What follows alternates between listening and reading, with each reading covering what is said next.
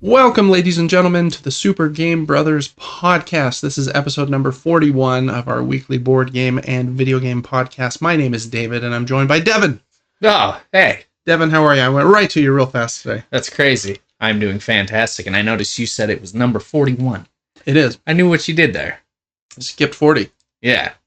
You did skip 40, Yeah. but it'll be there. Yeah. No, we don't miss weeks here on Super Game Brothers usually. But last week, I was super sick, and you'll probably hear throughout this episode, I have a terrible cough as leftover. And so I have episode 40 planned out, the documents ready, and I meant to film it myself like 5-6 days ago, but I can't stop coughing. So I haven't filmed it yet, but it will be there. It'll just be a little bit late. I'm going to talk about my favorite board games that I played in 2024. So, is another kind of holiday episode where there's no news going on. So I'm going to backfill it hopefully in the next few days. But anyway, so this is episode 41, which is in some weird future where the number 40 does not exist, but then it will exist later. But yeah, Devin, we confronted that problem right up front. So we're all good. We figured it out, yes, sir. So how are you doing now in 2025? Did you figure out all of life's solutions here in the new year? I didn't make any resolutions. Maybe I should. I made one. Let's hear it. Well, it's kind of out of necessity. I have to take a very expensive medication, and my wife and I have like a few financial things we're planning for in the future.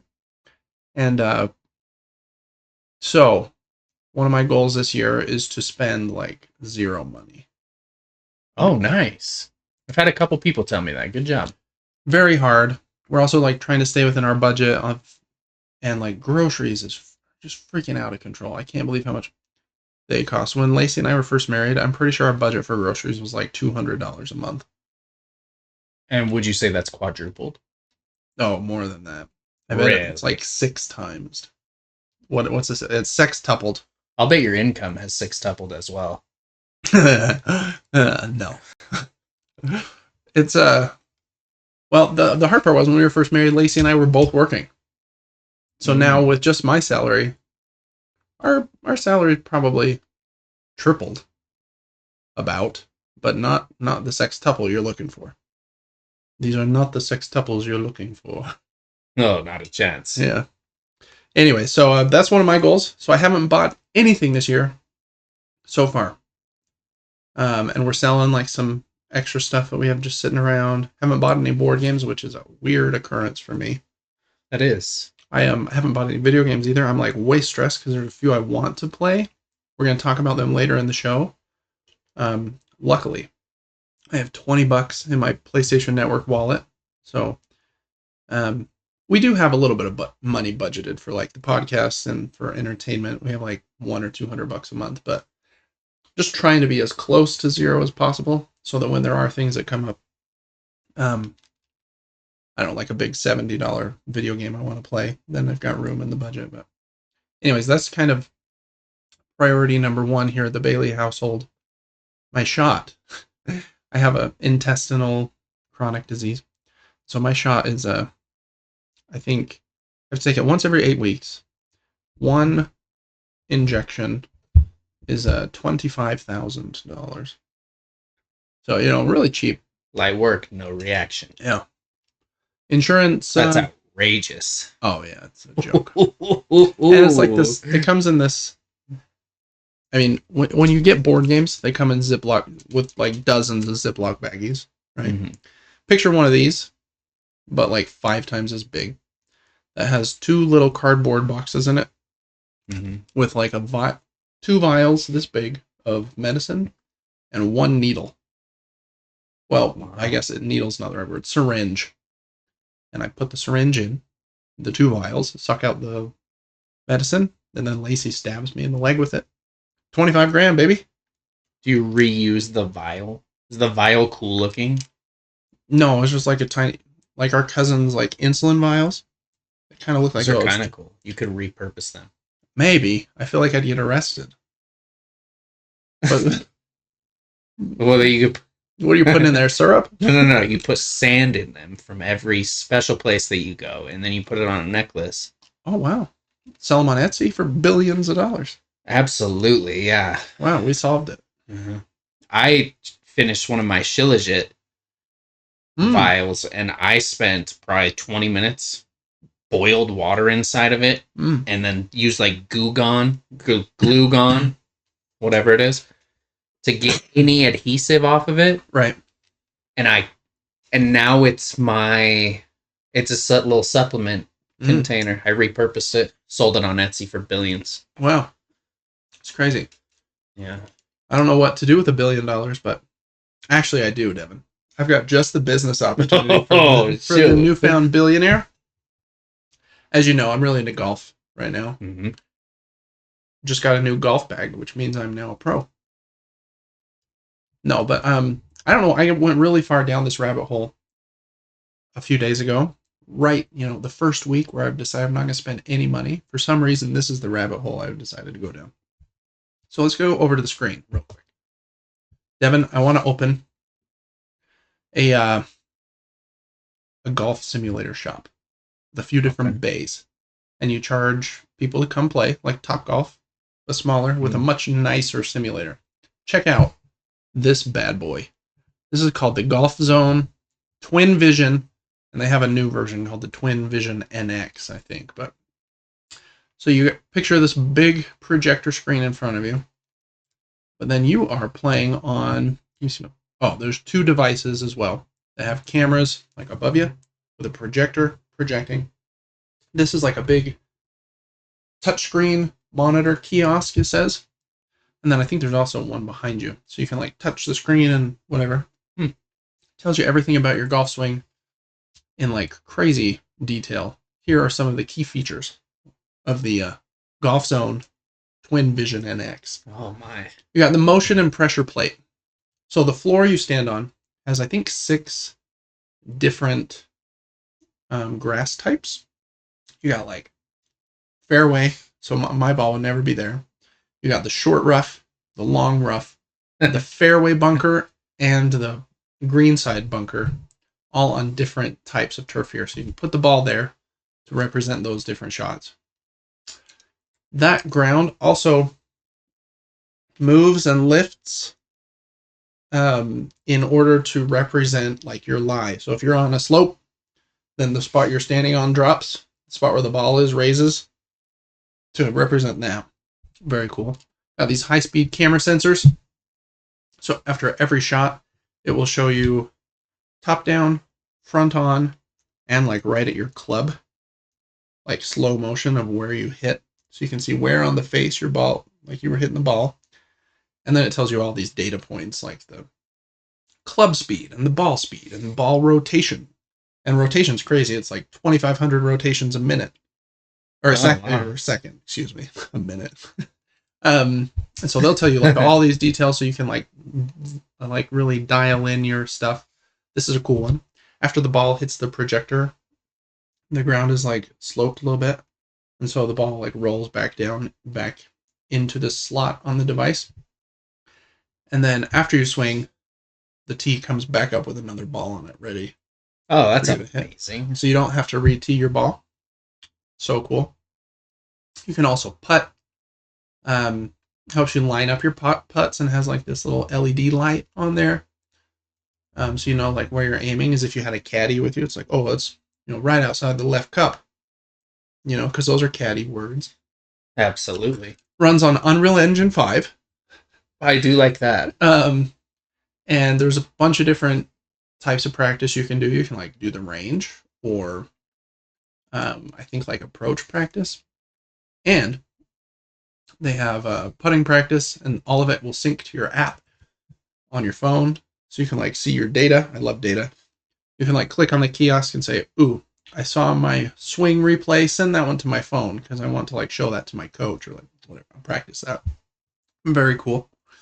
And then they have 240 real golf courses in there that you can play on as well. And that would be super fun to play those. That's what we do at Top Golf when we go, is we play the real courses. They only have 4 courses. Oh, yeah. This is tremendously higher. Yeah, so substantially more. Substantially is a better word. I like tremendously. I'm limited to like 6 descriptive words, so I'll be using them. Anyway, so my idea is you buy like a warehouse somewhere, and you get like 4 or 5 these bad boys. You have to have a little bit of space, put them in, and then you sell memberships to your cool new super advanced simulator. And people, once they have a membership, they get like a key fob or something, and they can come play. They can book a time and then come play 24/7. You can play at 1 a.m. And so then hopefully you make some of your money back. It is a good idea, because I imagine you could charge a decent amount, because it's basically like having a golf trainer. Right. It's like the software is teaching you things and showing you where your mistakes are. Yeah. So not only are you getting to play the game, you're learning, you're improving. There's air conditioning. You can do it in the winter. And you get a cool key fob. And you get the cool key fob. I could like sell refreshments, nachos, whatever somebody wants to eat there. Yeah.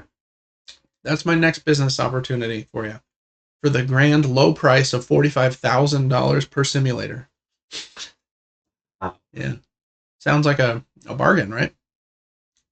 So yeah, it does. If I had unlimited money, I would have one of these in my house. But if I had a little bit less than unlimited money, I would open a golf simulator thing like this. I think that would be super fun. Then you yourself would get unlimited free practice and hopefully make like a killing from this business venture. That's kind of I won't be able to do it because I have $45 to my name, not 400 or 45,000, excuse me. So, anyways, those are cool. I didn't know one that fancy exists though. Like the amount of data, and like I watched some videos and they're like very like accurate with stuff. Like very, very cool.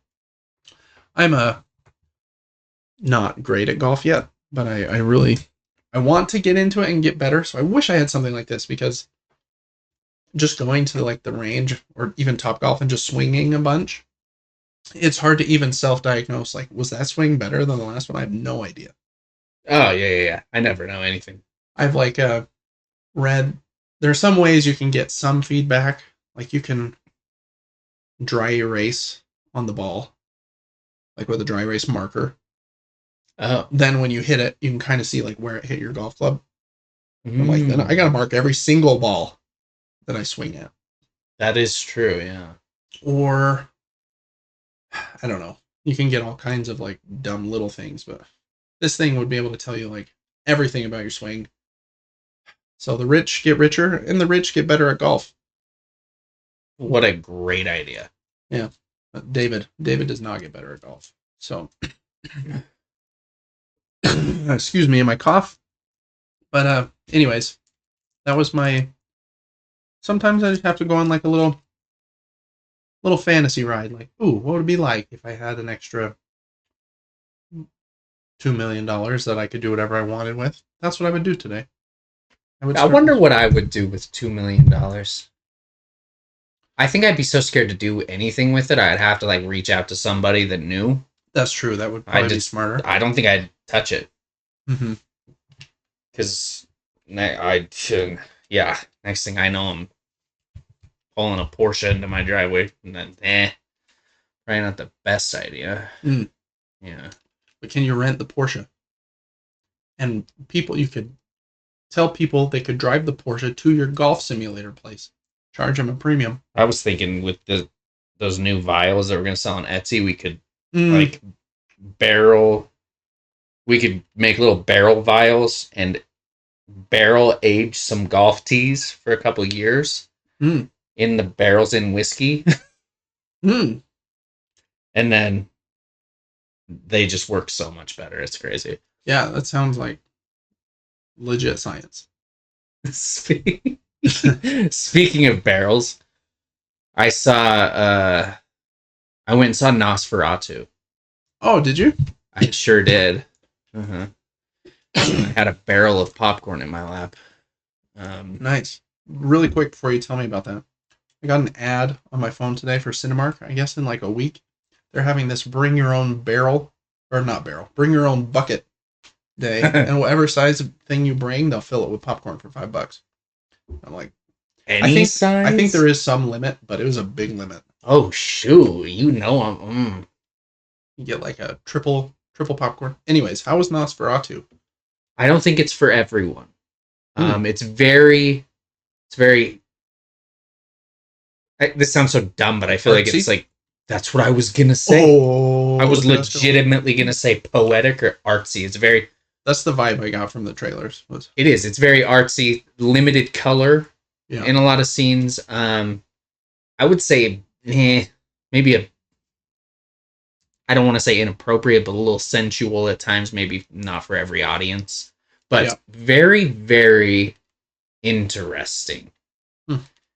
I won't spoil anything for anybody that hasn't seen it. I really enjoyed it. I was hooked. Like, who plays the vampire dude? One of the Skarsgård. I was gonna say, is it the It guy? Pennywise dude? I feel like it might be someone related to him. I feel like they're in everything. Is their dad the Harkonnen guy from Dune?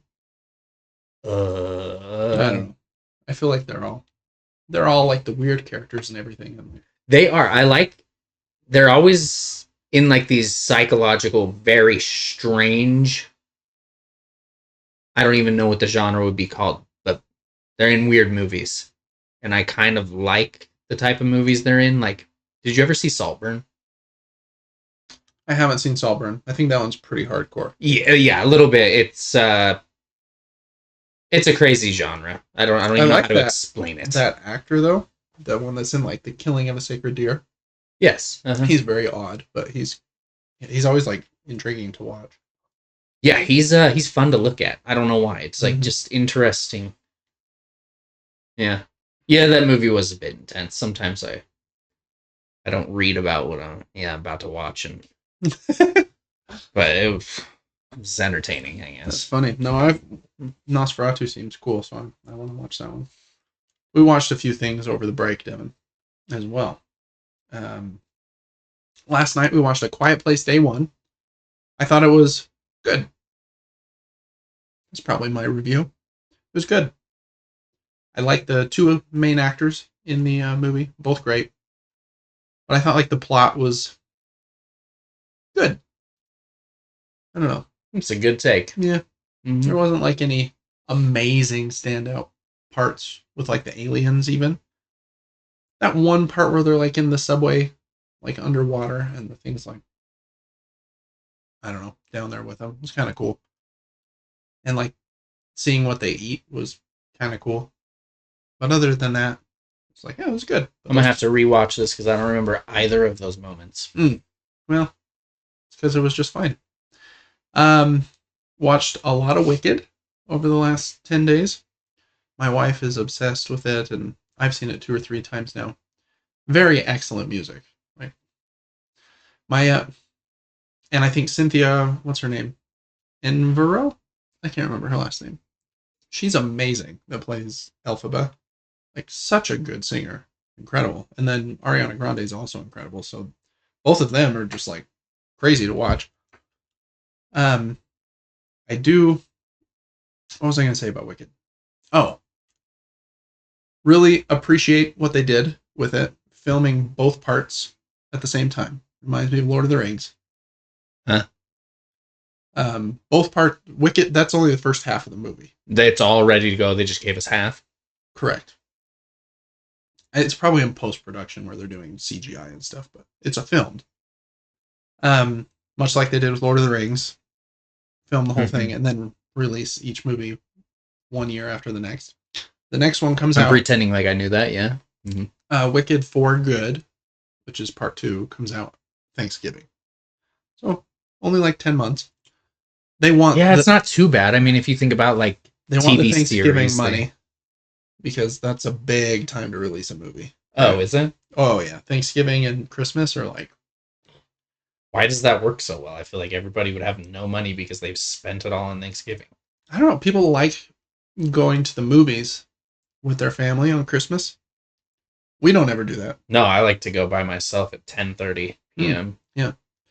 I feel like that's like an American thing for some reason, but anyways, I haven't seen like the Wicked Broadway show, but for the last 15 years, I've been pretty familiar with the most popular Wicked songs. Defying Gravity, incredible song, just amazing. And popular is the second. I didn't know that was a Wicked song until I watched it. Yeah. And I was like, they stole this song from something. They stole it from whatever it's known from. Other than those two songs, could you name a single other one? Oh, absolutely not. Yeah, me neither. And so that makes me nervous for the second part. This first part is definitely carried by the ending. Right? Mm-hmm. Mm-hmm. I do think some of the other songs are great, but the strength of how well Defying Gravity does really ends the first half of this movie, which is just like the play. That is how the play goes into the like 10-minute intermission is with Defying Gravity. So pretty similar feeling. I see. I don't know any of the songs from the second part, and I keep asking my wife, I'm like, there's no way they do not have a song as good in the second part, or I would have heard about it, right? We've heard about Popular, and we've heard about Defying Gravity. What is the other song? I think there is a song called For Good, which is supposedly a good one, but I would have heard it by now. Yeah. So I'm very nervous that part 2 is not going to be as good just because of that. But anyways, Wicked's pretty great. Liked it. You watched it as well, Devin. Did you like it?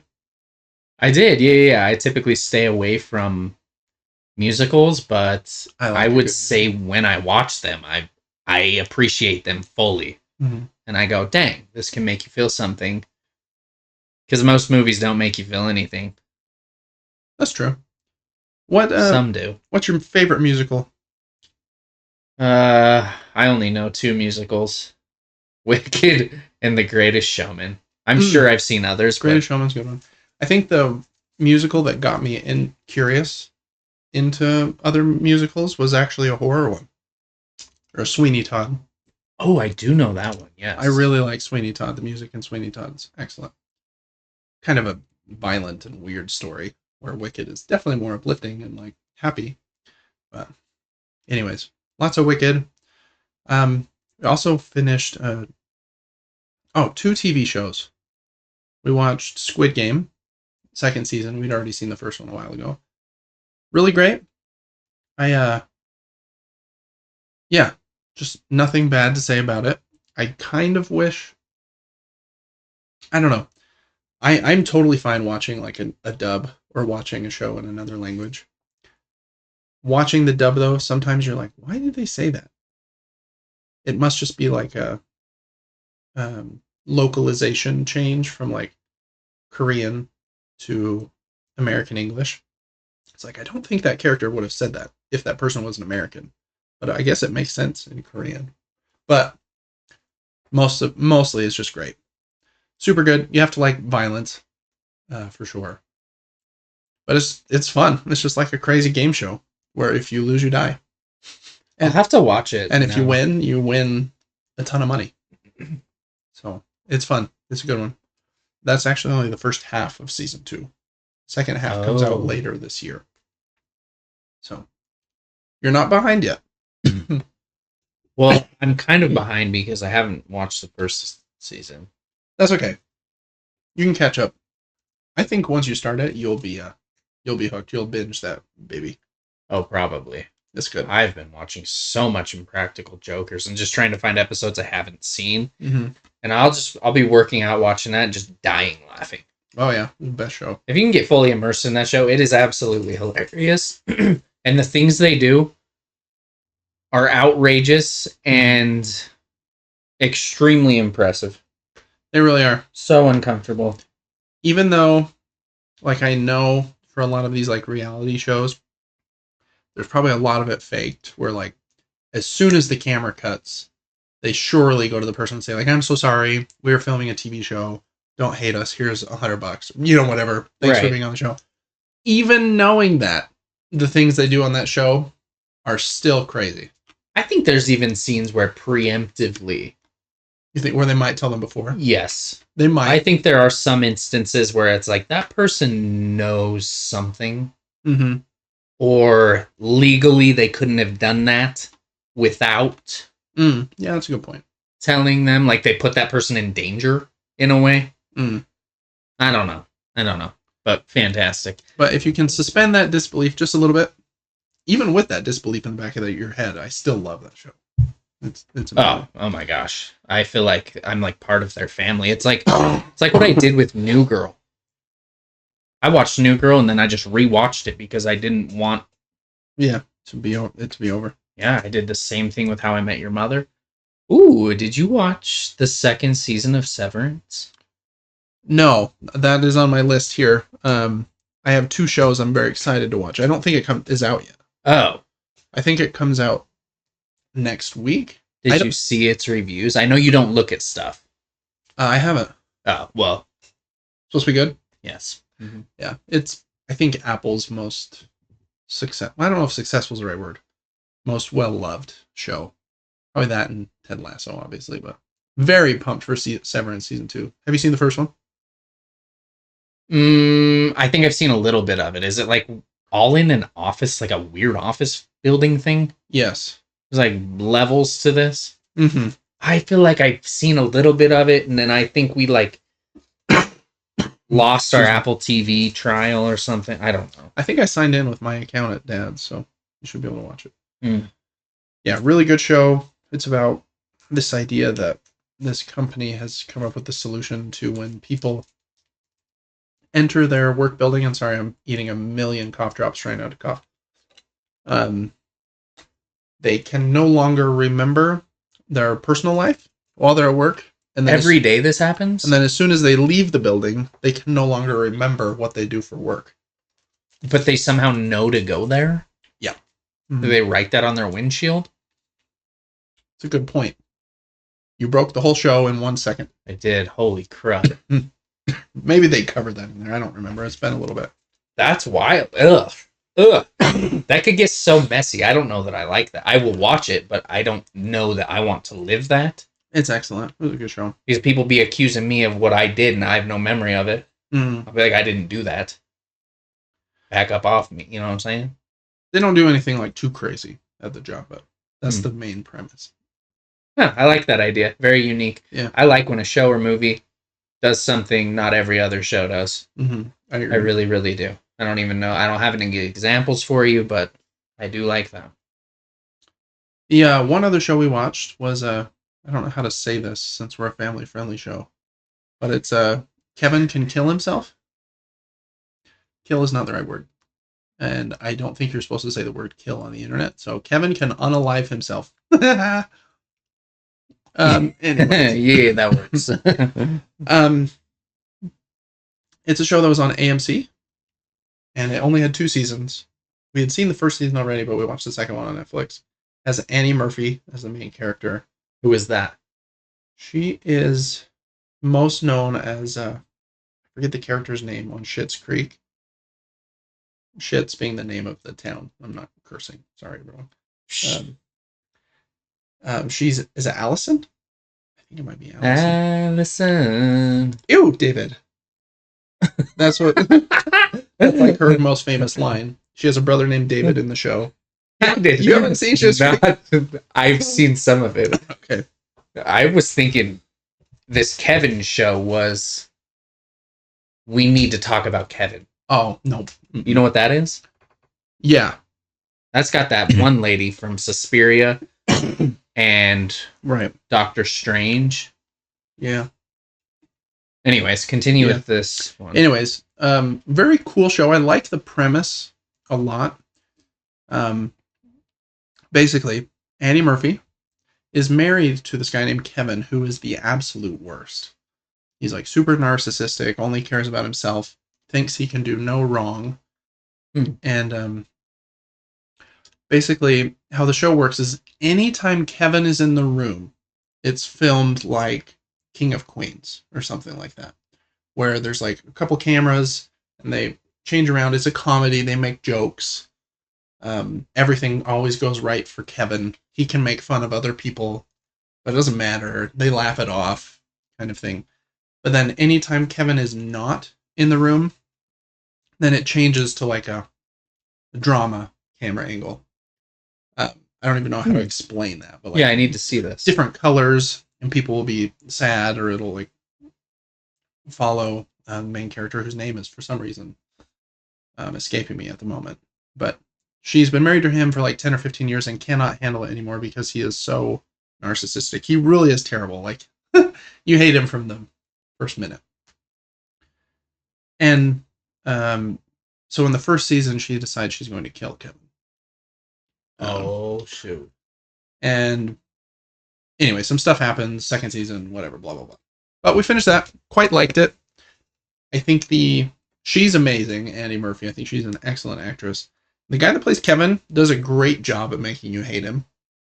And there is, I don't want to spoil like too much, but there is one shot in the entire show where it changes from being happy-go-lucky King of Queens vibe when Kevin's in the room to Kevin all of a sudden realizing what's happening and that nobody really likes him. And it changes from happy to the drama kind of shots that it's had for everyone else whenever Kevin's not around. But he's in them. On Kevin. And he immediately like snaps to like super mean and stuff. Very cool idea. Done really well. I do think that the acting from her and Kevin and a couple of the other characters are great. There are some characters that are like, meh. But anyways, it's very interesting. Not my favorite show in the world, but I'd recommend it if you want to like watch something that's unique. Because I've definitely never seen anything like it. Very unique that way. So check that one out. That's Kevin Can Unalive Himself. Do you think if you were an actor and someone came across you for the first time in a scene, and let's imagine they paused the scene and they're just looking at your face. Mm-hmm. Do you think initially they're like, I don't like that guy? Or do you think... That's a good question. Let me stare into my own You know what eyes. I mean? Sometimes you're watching a show and you're like, I don't like that guy. I don't like...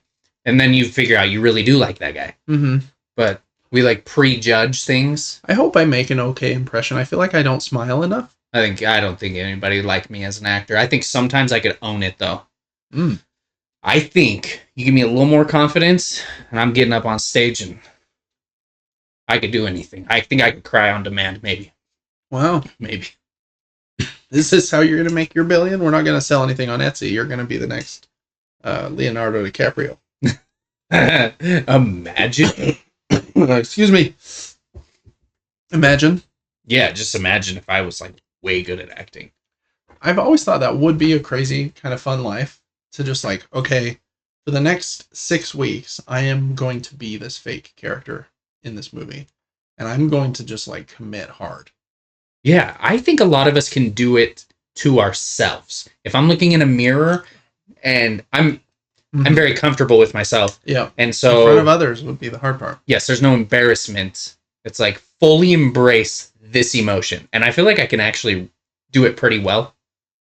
But when other people are involved in watching you and you're not familiar with doing that from a young age, I'll bet that can be so awkward. Oh, yeah. Imagine going into an audition and they're like, really portray this scene. You're feeling this emotion and then scream at the end. I'd be like, I think I'm at the wrong place. Yeah. Let me act like someone who's lost him. I'm the DoorDash driver, but I forgot your food. Yeah, that's funny. So yeah, very unique show. I would recommend it. It's what show? Kevin Can Oh. It's like, what show are we talking about? Yeah, that one. There were 2 shows I wanted to bring up because I want to watch them when they come out. Well, we talked about Severance. It comes out next week. I think the next season of Reacher comes out in like a few weeks, so I do want to watch that. That guy is so freaking jacked. Oh my gosh, I know. When he hit me up for gym tips, I was like, "This is." That's hilarious. I saw a video yesterday with him. I didn't mean for that to come across like that. I'm trying to respond quickly after these cops. That was funny. He would definitely hit you up for gym tips. I saw a video yesterday of him standing next to Henry Cavill. He's much larger than Henry. He's way bigger than Henry. And Henry got big for Superman. Oh, he did. But I think he's a lot taller. Richter, is that his last name? Alan, yeah, Rickman. He's much tall. You said what I was going to say. Yeah, he's taller, and man, he's a thick boy. Oh my goodness, yeah. Have you seen that movie they're in together about like The Extraordinary Gentleman of Warfare? Yeah. Is it a new one? I don't know what it's called. It's something like that. I did watch it. I have no memory of this place. That's the line that excuse me. I'm just dying over here. Devin might have to take over. Yeah, I've seen like a clip or two from it on social media, and I'm like, that looks really funny, actually. Who else is in that? I watched it I want to say I watched it like 2 months ago. Yeah. Probably. But I don't know. Dude, I wish I looked like either one of them. Henry Cavill's unreal. Oh, yeah. What a guy. And I feel like every woman on earth like loves them. Henry Cavill's my wife's crush of choice. Do you have a crush of choice, or are you not allowed to have a crush of choice? Oh, I'll do what I want. Yeah, except stop coughing. Can't do that. Oh, who would he pick? This is an interesting question. I feel like it's changed a lot over time. Mm-hmm. Growing up, Keira Knightley, Pirates of the Caribbean. Okay, growing up for me, Britney Spears. Ba ba ba. Absolutely. Okay, now who? That's a good question. I haven't thought about this in a long time. I have. It might be Margot Robbie. Okay, that's a good pick. I like Margot Robbie, and I actually think she's an incredible actress. Yeah, she's great. I have seen some movies with her in it that aren't big blockbuster films, and she kills it. Actually, I feel like all of her movies are big. Never mind. Don't listen to what I said. I have 3. Well, I have like... You had this answer ready. Oh, I probably have 15. That's a lot. There's very pretty women in the space, and I don't know why celebrity just means actress to me, but that's where I'm going. Anya Taylor-Joy is so beautiful now.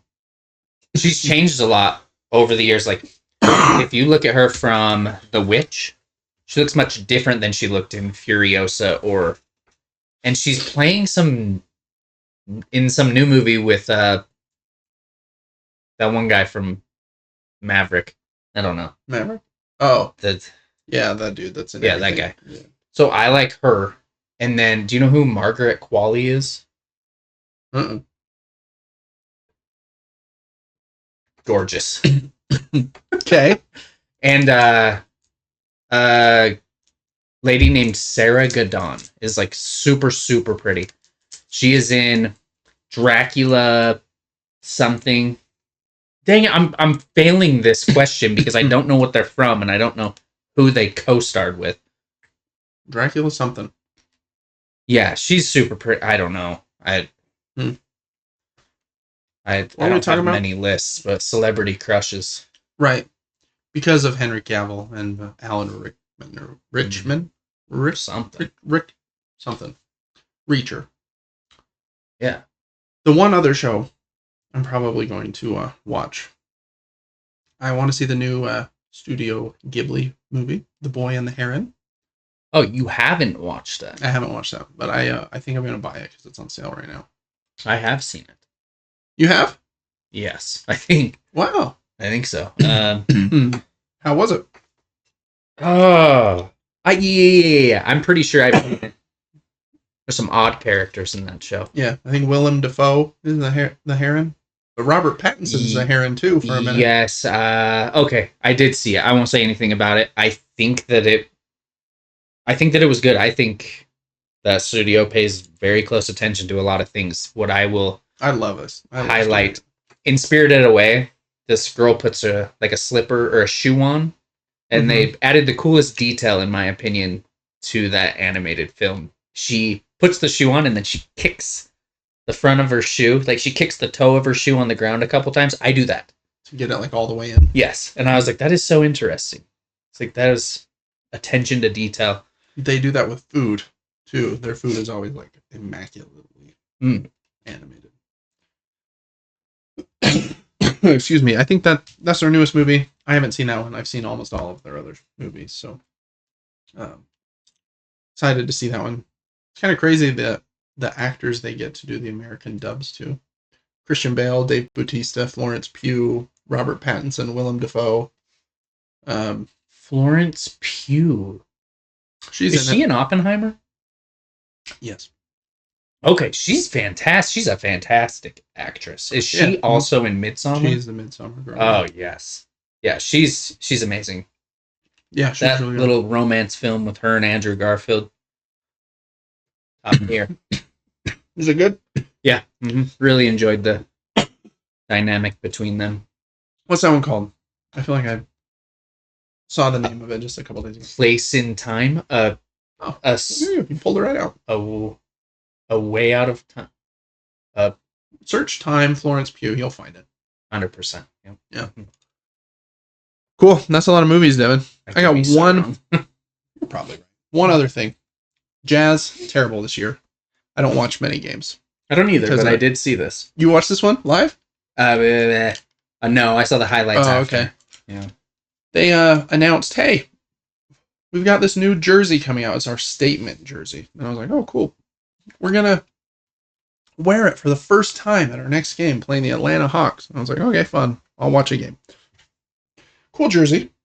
A lot better than some of their other jerseys. Yeah, I liked it as well. Great game of basketball. Lauri Markkanen had like 8 3-pointers. He had like 36 points or something. He's amazing. Love that guy. With like 5 seconds left, Jazz down 3. Boom, nail a 3-pointer. Tie game, baby. 2.2 seconds left or something. What's the dude's name? Trey Young on the Hawks. It's like, oh, no big deal. Walks into a 55-footer or whatever that was. 5 feet behind half court. Just boom, nails it. Game over. We lose. It was very impressive. It really was, because the fact that we hit that 3 to tie it was nuts. Does not happen to that team. That's true. The Jazz are terrible. So I was like, oh, cool. We're going to have a good overtime game. Nope. Nope. You thought. So props to Trey Young, excuse me. It was fun to watch. So anyways, I think that's all that's new for me, Devin. I did get one board game delivery today, which I purchased like 6-7 months ago. The game was just on pre-order, so I hadn't. So I'm still on my goal. I'm not spending any money. I was about to call you out, but we'll talk about that a little bit later. Other than that, I think we're just gonna hop into the show. This is a weekly podcast all about board games and video games. We start and also talk about some other things from time to time. You can tell we like golf, the Jazz, movies, TV shows. Got big businesses ideas for Etsy, all the good stuff. But you can get all of these shows 3 days early on our Patreon at patreon.com/SuperGameBrothers. You can also write into the show to, kind of have a back and forth with us. We'll read your comments. You can ask us questions, all kinds of goodies. So please check us out over there. Like I mentioned at the top, we'll be backfilling episode 40, and hopefully I'll be able to get this cough under control, or I'll need to buy a new bag of cough drops. It's a new year, Devin, 2025. We haven't had a normal show in a while, so this is going to be weird. The last couple, we haven't had like any news. There's only a few items this week, but it'll be kind of fun to get back into the swing of things. So starting with our first segment, like always, is the new video games to subscription services this week. And if I can get past this golf simulator that I really want. We are going to be here. I've got the PlayStation Plus one up already, so you're good. New games to PlayStation Plus. I think it's called Essential, right? The 3 games for this month are, boom, Suicide Squad, Unalive, The Justice League. I'm going to say kill. We're not big enough that anyone cares, but Suicide Squad, kill the Justice League. Which is actually kind of cool. The game is supposed to be pretty good, although kind of weird. Kind of a bummer that Rocksteady, I think it's had some layoffs, and I hope that they are able to make another game at some point that is like a true single player game. This is kind of a multiplayer live service kind of game, but I could get behind like a co-op shooter in that world. I'll play as a shark. Oh, for sure. As a shark dude, so I was kind of excited to have this game pop up here. I know some people are like, this game, but I'm excited to try it. Excuse me. Next one is Need for Speed Hot Pursuit Remastered on the PlayStation 4. That's supposed to be an excellent Need for Speed. I haven't played that one. Hey, now I can. Wow. And last up is the Stanley Parable Ultra Deluxe for PlayStation 4 and PlayStation 5. That's a pretty well-loved indie game that I actually started. We'll talk about it in a minute. Devin, out of those 3 games, any that you would try while I cough? I would try. I've seen gameplay of Suicide Squad. Look cool or I dumb? feel like, when did this come out? Like 8 months ago? Or something like that, yeah. It looked fun enough. I would like to try Need for Speed maybe the most. Just, I used to play some Need for Speed games, and they're fun. They are fun. It's like an arcade version of a driving simulator, and they can be a really good time, honestly. Mm-hmm. I think in this one you can play as the cops as well, trying to catch the people too. Yeah. Let me see if I'm making that up. Outsmart the heat or take down the lawbreakers. So there you go. With tactical weaponry. There you go. You got the spike strips. Holy. Yeah. Well, check out those on PlayStation Plus Essential. They're available now. For Game Pass. On Game Pass, for their Wave 1 here in January, they've got a few different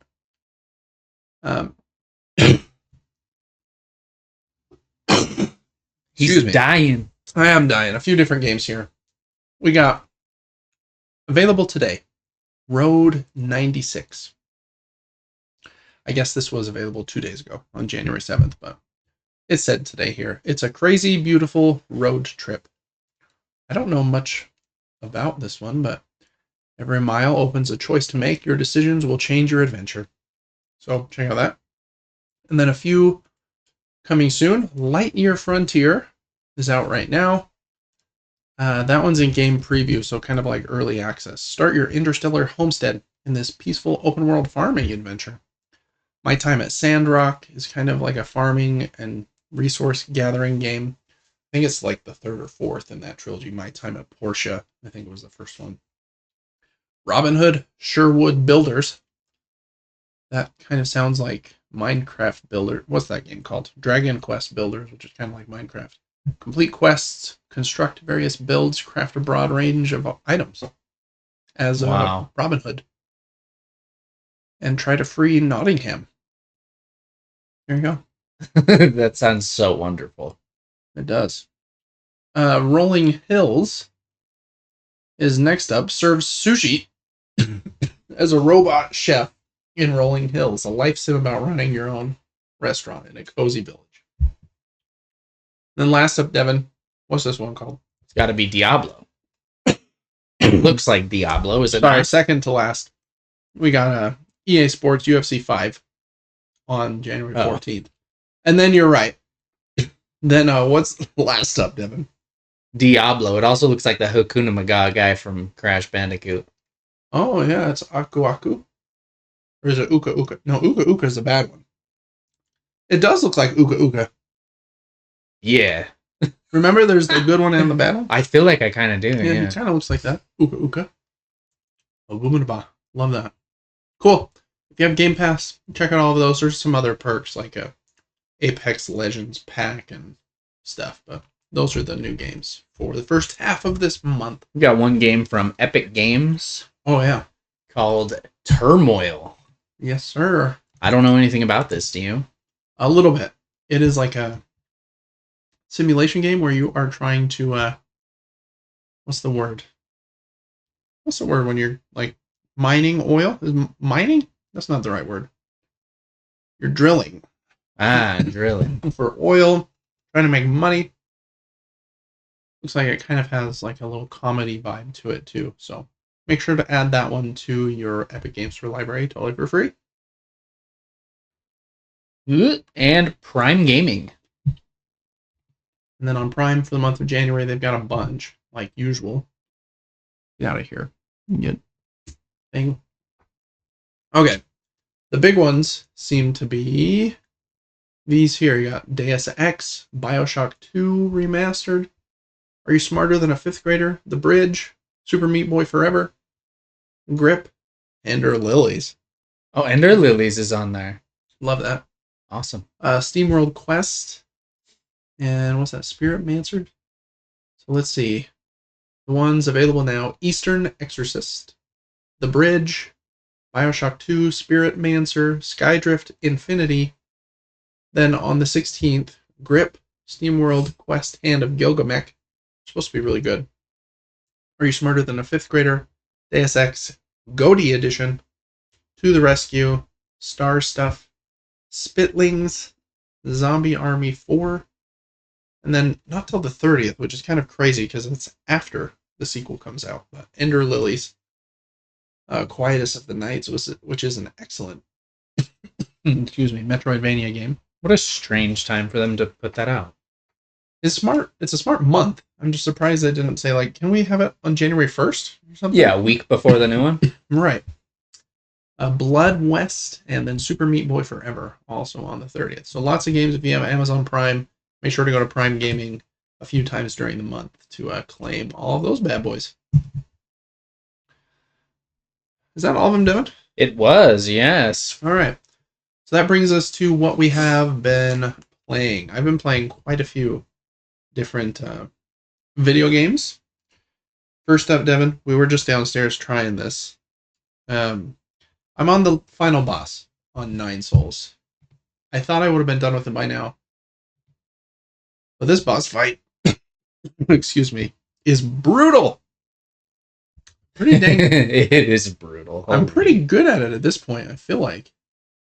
I can get to the 3rd phase pretty regularly, probably about half the time or so. But man, is it hard. They want to make sure you have mastered everything. The normal parry, the charge parry, the dodge, the talismans. You're using all of your jades correctly, and then you have to like do all of those things for a solid 10 minutes almost perfectly in order to win. I'm very excited to finish this game. I think it's like my favorite game of the year. I think it's excellent. Of last year, I guess it is. But this boss fight is brutal. I'm not like to the point where I'm mad that it's so hard, because I do feel like I'm getting better at it and I'm getting close-ish. That 3rd phase, I just don't understand fully. I had an idea for this game. I was talking to our cousin about it, and I said, it would be nice if you no-hit a phase, if it gave you the option to start at the next phase. It's like, okay, you've mastered the 1st phase. Let's let you get destroyed in the 2nd or 3rd phase, but it allows you to learn it instead of having to go through the tedious 1st phase that you destroy every time. Yeah, that is kind of the hard part, because it takes me, 7-8 minutes of perfection to get to that 3rd phase. And then that 3rd phase is she does such different attacks. She's like flying across the screen like, I don't even know, something crazy. Whereas the 1st and 2nd phase are pretty similar. She gets more difficult to read and like does some crazier attacks in the 2nd one for sure. But the 3rd one is like, okay, forget everything you knew about the first 2. And now it's just like madness. So I don't know how to plan for that third one quite yet. It is really hard because it's hard to get there, and then you don't have enough time to even take everything in because you're just dead in half a second. But just such an amazing Metroidvania game. Love it, love it, love it. I watched some gameplay of Hollow Knight a few days ago. It popped up on my like Reels feed. I was like, man, I wish this game had a parry. I really like the parry in this game. Because I was watching some gameplay of a boss fight, and it was basically just like stay either airborne to try to avoid all the ground attacks, or it's just dodging like all over the place, which is kind of fun in its own right. Yeah, but I like both systems. I would have argued against what you're saying before, but after having played Nine Souls a bit last week, I agree the parry is fun. It's fun to fully master a fight to where you hardly take any damage or make any mistakes. With the parry system is cool. Yeah. Here is just a brief glimpse of that third phase where she just starts zipping all around the screen. This guy does it without taking any damage. So just to pour salt in my wound. I don't even know who it is, but congrats to you, fella. Wow, what a guy. But anyways, really close on that one. I think I will have it done by next week, but I've been saying that for a while, so who knows? Maybe I won't. The other two games I've been playing is Coughicle 1 and Cophosaurus Rex. Did not come over. No, just kidding. I started a new puzzle game that I've heard lots of good things about. But I was a little intimidated by it because it's kind of similar to another puzzle game that I really enjoyed but found very difficult called Return of the Obra Dinn.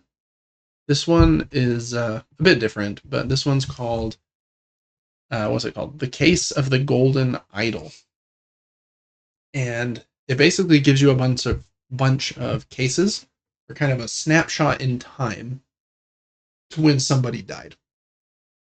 And you have to kind of investigate that scene to figure out who all of the characters on the screen are, what like their motive was, and then you have to solve kind of like this document that like says, okay, this person was here and they were the one that wanted this, and for that reason they killed this person using this. It's very cool, and it's actually pretty fun to play. This introductory one here is quite simple in comparison to I've done I think 9 of the 12, so I'm close to the end, and man, they get brutally complicated. Is it annoyingly complicated? I can't decide. There are some things where, okay, first thing I will say, I'm playing this on PlayStation 5. I do think it would be better on a mouse and keyboard. Because you have to use a virtual mouse with the joystick, or use the D-pad and it kind of pops you around to different items. And it's just kind of slow that way. I think it'd be better with the mouse and keyboard. And then other than that, I feel like it's a little obscure. It does have a a hint system where if you're struggling, you can like ask for a hint, but it very strongly encourages you against using them. I see. Luckily, it doesn't like affect the trophies or anything. You can still get all of the trophies even if you use hints. And so they do help sometimes. I've used a few. And sometimes there's like 7 or 8 different characters in one of these scenes, and you're like, I have to figure out all of their names. And sometimes you can move around the scene, like to different rooms in a building, or like move to outside and like find other clues out there and stuff. So they get very involved. And I feel like sometimes it's a little hard to connect the dots. Like, okay, I've had this happen quite a few times where I have found you have like the main thing you have to solve, which is like this sentence basically that's like, this person was here and he was here and he was here and this is their motive and they went into this room and this is how this person died. And then there are usually 2 or 3 optional things. It's like, here's all the people in the room, and I need you to fill in all their names. And here is all of the rooms in this house. And what are the names of all the rooms in the house? Or these are all of the outfits that the members of this cult wear. And I need you to decipher which of the 3 different cultist types and which level each of the different types of outfit they're wearing mean. And I feel like those things are easier to deduce than sometimes the motive in the actual crime document. Like, okay, I know who everyone in the scene is. I know what they're wearing. I know that this guy is this class and like this guy is part of this cult. But I can't connect the dots of like, okay, he's in this cult and therefore he would want to like politically upend this other cult, and that's why he went after the horse of his sister. The motive part I think is the hardest part to deduce, but very cool game. It's about this each of the cases is kind of connected together about how this I don't even know like the full story yet. It's very odd. They find this golden idol that has like magical powers, and people keep dying trying to like get it or steal it from each other, or one person uses it to convince a cult that he can fly, and so he should be like the cult leader and stuff. So it follows this golden idol like through all of these different scenarios, which is kind of like a fun story thread to go through all of them. You have to be really into puzzle games for this one, though. Yeah. Pretty intense.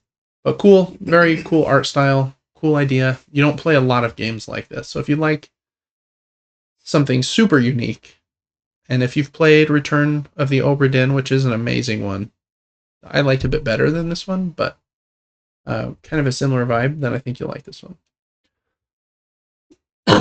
All right, last up for me, one we just barely talked about, actually.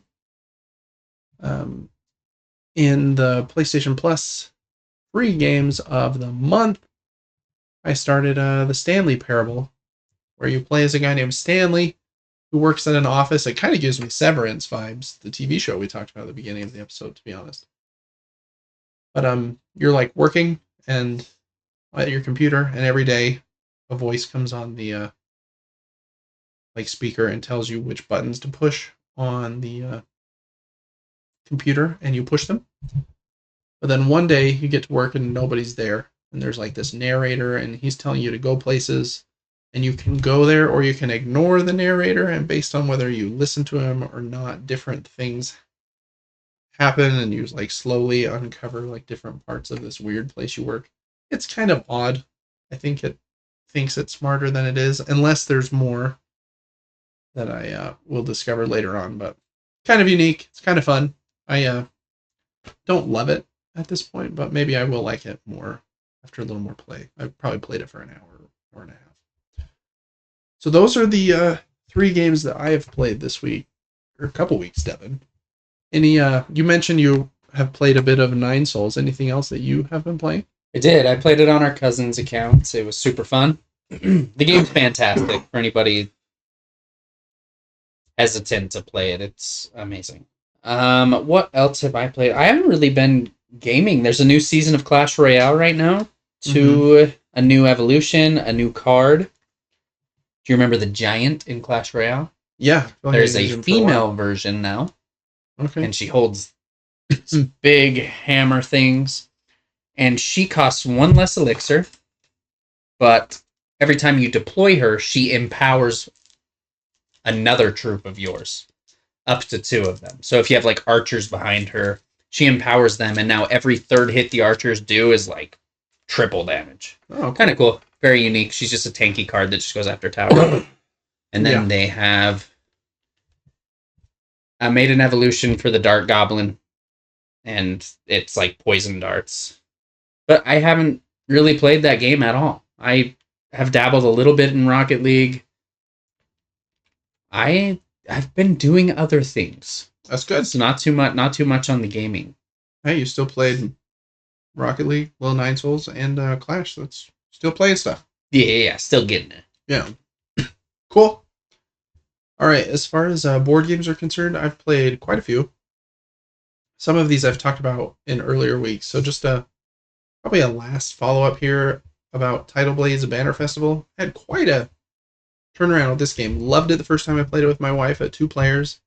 Didn't like it so much at 4 players the first time I played it at 4. Played it again at 4 players and liked it a little bit more. But I just think it's okay at this point, and I don't know if that's good enough for me to keep. So this might be a purge for David, which is kind of crazy considering the first time I played it, my wife and I were like, "Wow, this seems really sharp and cool." Maybe I just need to only play it at 2 players. I'm not sure. What percentage of games that you get do you feel like you purge? Less than 10? Yeah, probably less than 10 usually. I research them quite a bit before I get them usually, so I usually know if I'm going to like it or not. This one was like a crazy sale, and I was like halfway interested, so I was like, I'll take a risk. And by no means do I hate it. I just I feel like it might be too random. I'm not sure. That's Tidal Blades. Played another one for the first time called Pumafiosi, or the Puma Mafia. Has some very weird artwork. This is a game by Devin who? The good Dr. Reiner Knizia. That's right. And this is it's technically, I guess, a trick-taking game, but it's quite a bit different. There's only one suit. The cards go from like 1 to 55. And if you win the trick, you, well, I guess usually you win the trick if you have the highest card. In this game, you win the trick if you have the second highest card, which is a cool twist. So you don't want the highest card, obviously. If you win the trick, excuse me, then the card that you won with, you stick somewhere in this like column next to one of these Puma Mafia people from 10 down to 1, and then the last one at the bottom is -3. And if the card that you won with is higher than the card that's already there, it bumps that one down. So you're trying to win these tricks with the second highest card, and then get those cards in positions that will hold till the end of the round to score that many points at the end of the round. But if your card gets bumped down, you lose a point every time it gets bumped down by taking these like negative tokens. And at the end of the round, you could even get more negative points by it being at the very bottom. So you gotta be careful about where you stick the card. Seems maybe a little mean. You have to be okay with that. But it is pretty short. I don't know that I loved it. Need a few more plays. Seemed kind of okay. A couple other quick ones. Played a game of Scout, one of my favorite card games ever. Continues to just be super fun. In this one, you get a hand of cards, and you're trying to get rid of all of them, kind of in Phase 10 style. But when you get your cards, you can't rearrange them in your hand. But you can, at the beginning of the round, and only at the beginning of the round, flip your entire hand upside down to the numbers on the bottom, instead of the numbers on the top, since they're different on both sides. And then you play them in sets or runs, kind of like a Phase 10. But very, very good game. As you can see here on Board Game Geek. 14th best rated family game and 99th best rated overall game of all time. Very popular one. And then one of my favorite games of all time. Played a couple rounds of this. Welcome to the Moon with me, my wife, and a couple of friends that we went on a New Year's vacation with. We've been going through the campaign, playing through all 8 scenarios in this game where you like take off from Earth. Then you have to plan your trajectory and like launch around the moon, and then build like a dome on the moon and burrow down into the moon to mine resources. The 2 that we played were, I think, mission number 6, which I think is my least favorite of the missions. It's the one where there is a virus that breaks out in your like moon base, and it starts to take over, so you have to quarantine different sections to try to make sure you don't, I don't know, the virus doesn't take over all of your potential for scoring points. We also played, I think, the one, right before that, where you have to build the dome. Those were the two we played. I like the dome one. Number 6 with the virus is definitely not our favorite, but very unique in like how different it feels to the others. Just an excellent roll and write game. I think it's my favorite roll and write game of all time, just because it has such variety. There's 8 different games basically, whereas Welcome to Your Perfect Home, the first game in this series, is just the same scenario every time you play it, and it's still so excellent.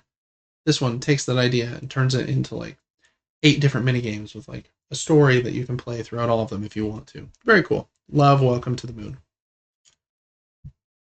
And then we played one more little card game I got for like $10, and I wasn't expecting very much out of this one because when you look this game up, it has a word that most board gamers hate. This word.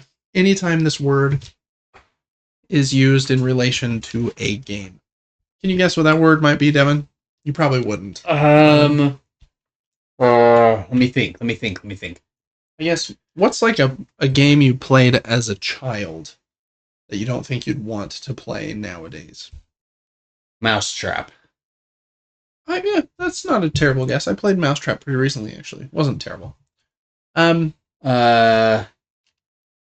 This is a very leading question without any hints. So, okay. Let's see. Where... I'm trying to think of an example. Go Fish. Go Fish isn't a terrible guess. The word that board gamers hate is memory. Where you have to memorize things. Like there's that game of Memory growing up where you have a bunch of cards face down. Oh, yeah. And you're just trying to flip over 2 to match them. The game is exhausting. I fall asleep every time after. Board gamers hate the word memory. And so this game has a slight memory. Well, not slight. It has a memory element to it. If you look at mechanisms, matching and memory are the first 2. But man, this game is amazing. Really? Yeah, so good. It says 15 minutes here. You can play the game in 5. Maybe 5 to 10. We played 8 games of it back to back, and we just loved it the whole time. It's so good. Basically, I give you a hand of cards, probably 7 or 8 of them, depending on how many people are playing, and then we put 8 cards face down in the middle. You take your hand of cards, and without showing anyone, you put them in order from lowest to highest. Your goal is, if you can get a trio, that's the name of this game, which is a set of 3 cards. There's only 3 of each card in the entire deck. So if I can get 3 ones, that's a trio. And I set that in front of me. Hooray. If I get 3 trios, I win.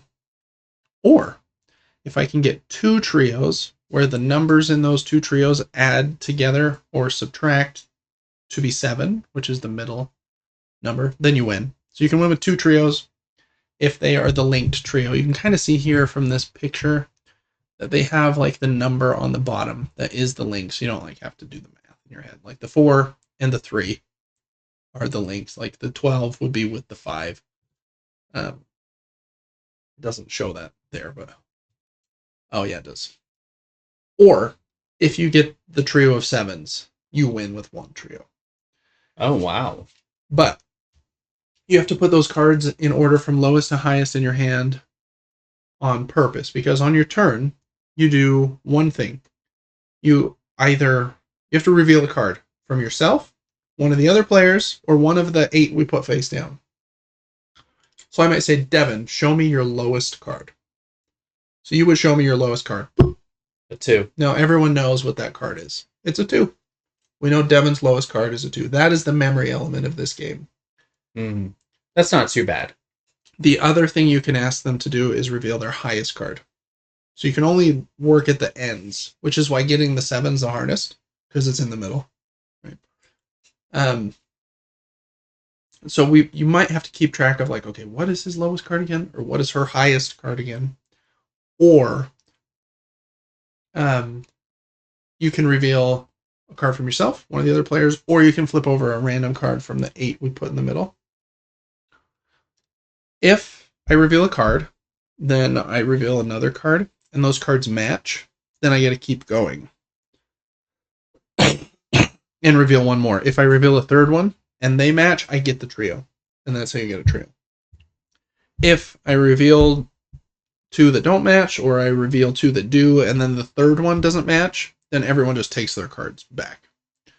So that's where, like, if someone asks you what your lowest was and it was a 2, and I know I have 2 2s in my hand, I know where all 3 2s are now. So I know I can win that trio, as long as somebody else doesn't, like, figure it out first. Very, very fun game. About trying to, like, bait other people. You're trying not to reveal what you have in your hand, but if other people ask, you have to. Very fun game. Can't recommend Trio enough. For $10, you can play it in 5 to 10 minutes. I really think you could play this with anyone. I think like your mom, your dad, your grandma could play this. The cards kind of look like Uno with like this cool kind of Mexican Day of the Dead vibe. Just an excellent, excellent game. I think I'll start bringing it everywhere. Just kind of like I do with Scout. It's amazing. So, played 8 games of Trio.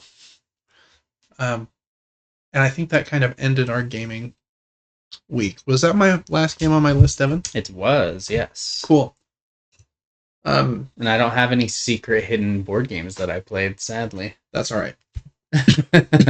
All right, next segment is what we are excited about. And I have a few.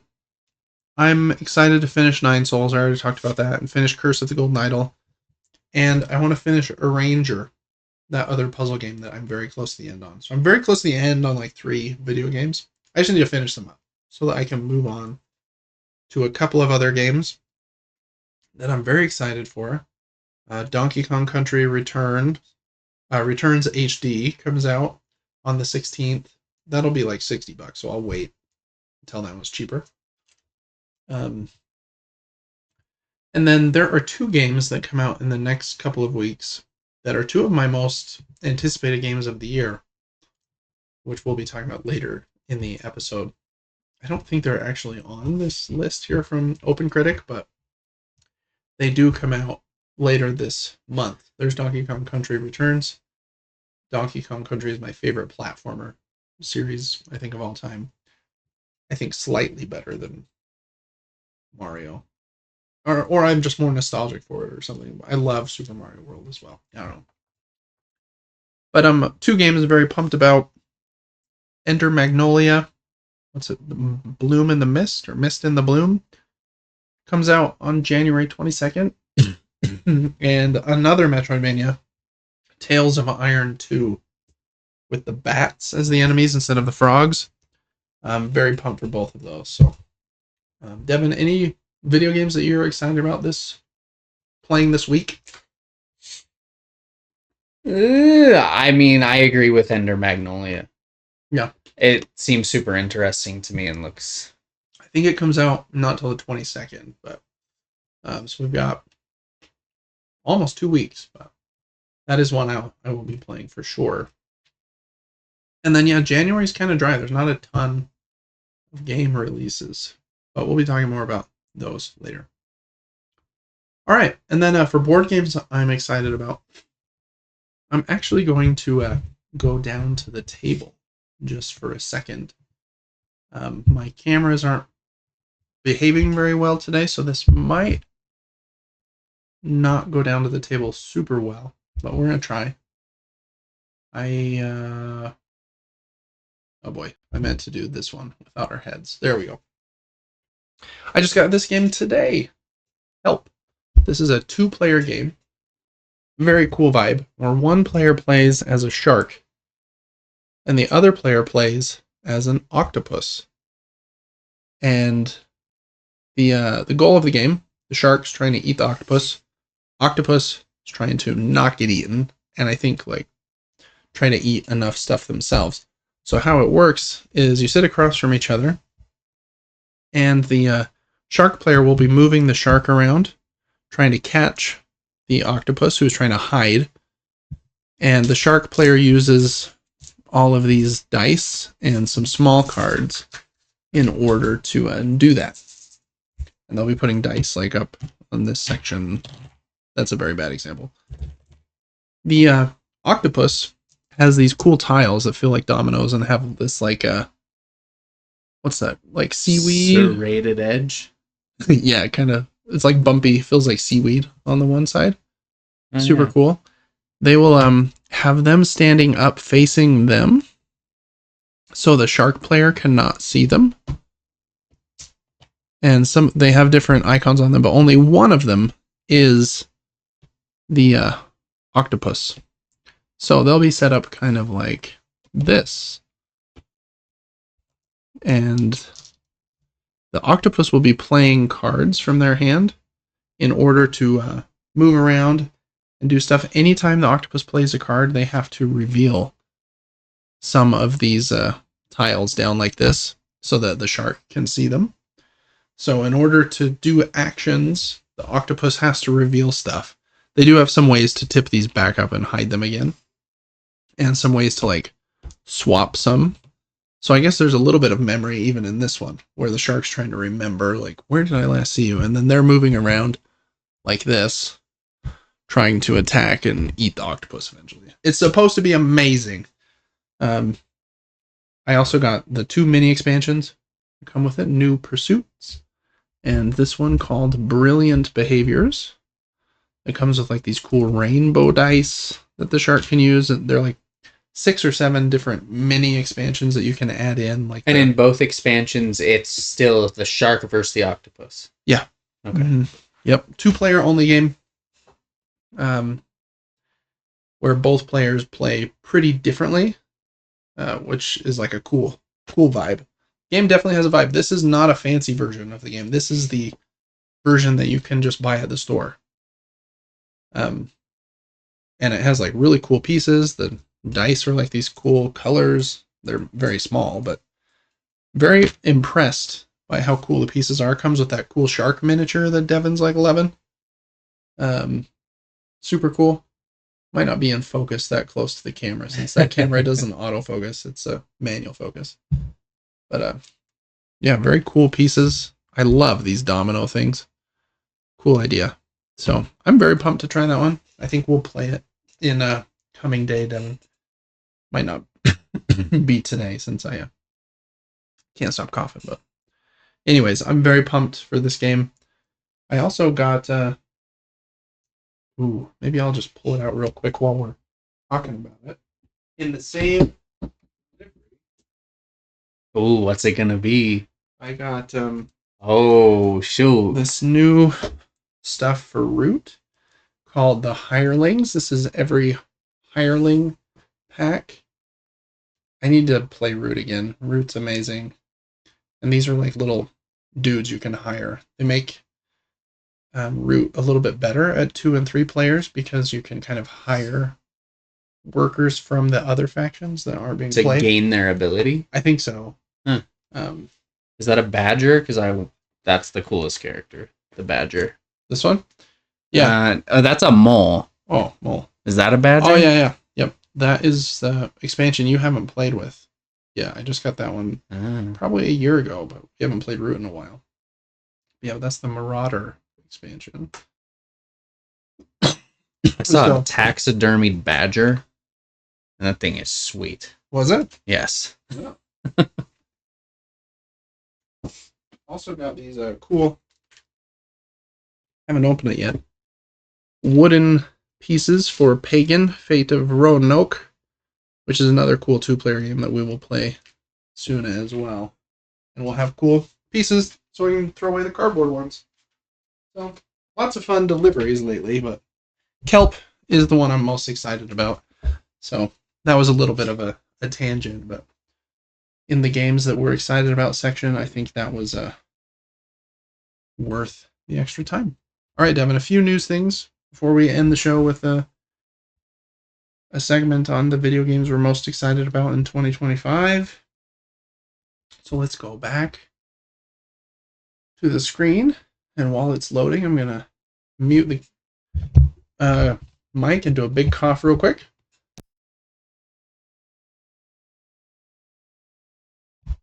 Hate this cough. It's driving me nuts. Okay. So we've got a bit of news. In video games, there are and just what is starting to be leaks galore about the Switch 2, Super Switch, whatever they're going to call it. This company, Genki, they make the capture card I have over there. They make excellent stuff for like a cheap price. They were at CES, the like tech expo last week, showing off like accessories for the Switch 2. This is like a case that will hold the Switch 2. Supposedly it's a little bit bigger. The Joy-Cons no longer slide up the top. They connect through magnets, which is kind of cool. And you can just kind of see like the general shape and design here. I really hope that when Nintendo does finally announce the thing, it has Hall effect sticks in those Joy-Cons. Because stick drift in those Joy-Cons, excuse me, is just inevitable. Yeah, it seemed too common. Extremely common, yeah. But anyways, that's just kind of a mock-up of their accessories. But been a lot of those kinds of leaks. I think GameStop is like started listing some accessories as well, and there's some rumors that the thing might release as soon as April. But I think Nintendo themselves said it would be second quarter, so I don't know what's going on. I imagine they're going to announce the thing in the next few weeks, which is kind of exciting. At CES, there were a few announcements. CES is a tech kind of a expo that always takes place really early in Japan. No, that's really early in January is what I meant to say. Japanuary. And I think NVIDIA is probably the winner of CES, if there is a winner. They announced their next series of graphics cards. The 50 series. Oof. And I think the one most people are talking about is the 5070, which is the least powerful of the four. But supposedly, the 5070 is as powerful as a 4090, and a 4090 is $1,800. 5070 is $549. Oh wow! So like a third in price, for similar performance, I think. And then they obviously have much more expensive and more powerful ones, but excuse me. NVIDIA, one of the biggest companies in the world. Their graphics cards are nuts. So for all the PC gamers out there, I think it says here available starting in January. That was kind of a big announcement. Yeah, that's awesome. I always like to look at the design of their graphics cards. I own a 30 series. Yeah. Or 3000, I don't know. You have a 3090, I think, right? I do, yeah. Yeah. Massive fans in it. It's crazy. You could eat dinner on that thing, I swear. It is big. Yeah. You have a big one. Excuse me. A few other things announced at CES. I think PlayStation had like a little press conference, or Sony did actually. They always do. They like talked about their electric car they're working on. But the thing related to gaming was they announced a few new TV shows and movies coming from PlayStation Productions. So the new ones here, I think, are The Last of Us Season 2. Finally has you got a new trailer and a confirmed release date of April. So a few months away for the second season of The Last of Us on HBO, which is super cool. That show is amazing. I'm really curious how they're going to handle the second game's story, because the second game is huge, has some crazy things happen. Are they going to do it? I mean, there is one main spoiler twist that I will not say. The kind of the twist and the shock of that moment is that it happens extremely early in the game. I don't know if it's going to happen extremely early in this season. I'd be very surprised. You think they'll really drag this across multiple seasons? Yeah. I don't know if they'll really drag it. I just think they will adjust the timing. I see. Of things. We'll see. I'm not sure. Obviously. But that was cool. excuse me, a Horizon movie was kind of ditched by Netflix, I think, last year. But PlayStation announced that they are making one now with Columbia Pictures, who I think Sony owns. So that's kind of cool. The Until Dawn movie will finally release in April. I think it. Is it live action? Yeah. I'm sure we've talked about this. My memory's just bad. Who did they cast in this? Do you know? I don't remember. Let's take a little look. I am curious as well. Until Dawn live action movie. I click on IMDb page. Excuse me. We have these people. Peter Stormare is Dr. Hill. And then, to be honest, I don't know who any of these people are. But there's the cast. Odessa Azion, Maya Mitchell, Michael Camino, Ella Rubin, Ji Young Yu, Belmont Cameli, and Willem Vandervecht. Huh. Fun. So, yeah, that'll be kind of fun. And I think two other things here. PlayStation is making a Helldivers 2 movie for democracy. Oh, absolutely. Which I think is really cool. I like the vibe of that game a lot. And then they're making a Ghost of Tsushima anime that will be coming out in 2027. Wow. So they're making a lot of stuff over at PlayStation Productions. All right. I think that's all for the CES chat. So got a little The Last of Us peek that's right. here. Excuse me. They had like a teaser of like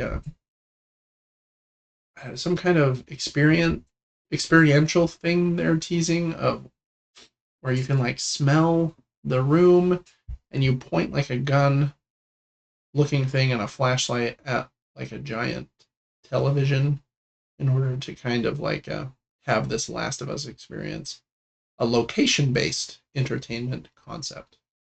So kind of an interesting idea. I think there was Sony's doing everything. They're making a car. Yeah, they're always testing new stuff over there. Crazy. I love that brand. Big fan. Yeah, I do too. I like that they try crazy things. That was kind of a weird little thing I just wanted to bring up out of fun there. Xbox announced that I think this will be the third year that their Developer Direct is happening. It's on January 23rd. And the 4 games they're going to focus on is what's that called? Doom: The Dark Ages, which is like a fantasy kind of Doom. I think he has like a shield and a sword. He has a mace, actually. The game from Compulsion Games called South of Midnight, which I think looks really cool. And then Claire Obscure Expedition 33. And then they are teasing one unannounced game will be shown at that thing. They kind of focus on their own big games there. So that's kind of cool. January 23rd. Check that out. I don't know what that will be, but I think there were some kind of guesses on some sites that I was looking at. So you can probably see that speculation online. All right. PlayStation has announced some new accessory colors for some of their accessories. Midnight Black. If you want a PlayStation Portal, a DualSense Edge, or one of their 2 types of headsets, the over-ear or in-ear headsets, you can get them in black now. I would like to get a Portal. So when they launched the Portal, it needed the main console to function, and now it sounds like it does not. Am I correct? Yes, the primary use case is to stream your own console to the device. I think that is what you would still do most of the time. But there are some games that they allow you to stream right from PlayStation's cloud, and you can sync your save. I see. So, a bit of both, but I think it's primarily for remote play in your own home. What a cool little device. I love handheld things. I love watching movies on a phone. I would like to watch movies on that thing. Maybe that's what you need. Maybe it is. If you can replace those thumbsticks, it's a super cool... It's a uniquely shaped item. It is. I like that it's the same shape as a DualSense. Yeah, because it already feels good. Yeah, but I've heard it. It's amazing. When Sony's talking about an exclusive handheld gaming device coming out, one that can play PlayStation 5 games, I'm like, all right, I'll probably wait for that bad boy. But anyways, if you want those in black, they are available, I think, to pre-order this month, if I'm not mistaken, for about the same price. Oh, sorry, February 20th is when they launch. Pre-orders on January 16th from direct.playstation.com. Next up, Assassin's Creed Shadows has been delayed by about a month, I think.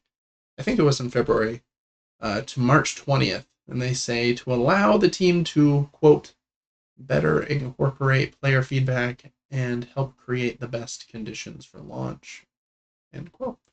I think that game looks really cool.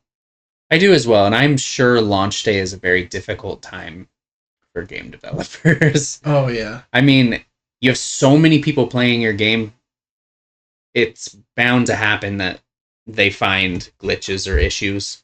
Uh-huh. And I think they're usually like, if we could just have 3 more weeks, this game would launch much smoother than if you force us to launch it 3 weeks earlier. So I think it's only a good thing. And February's kind of busy anyway, so I think it's good. All right. Was that all video game news, Devin, or is there one more? There is one more piece of news about Elden Ring and Night Rain. That is right. Oh, I think I sent it twice. Whoopsie. That's okay. All right, excuse me, everyone.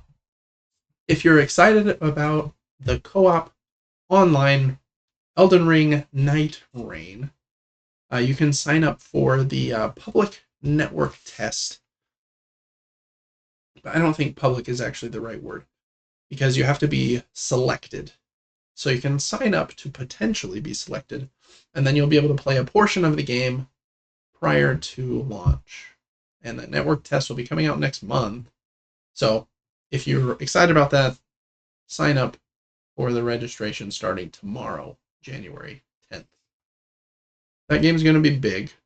Just because Elden Ring was huge. Mm-hmm. Unless it's like a dud, but I can't imagine that it's a dud.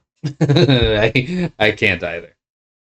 So, anyways, that was the last little bit of video game news there. Got one piece of board game news. This looks right up your alley.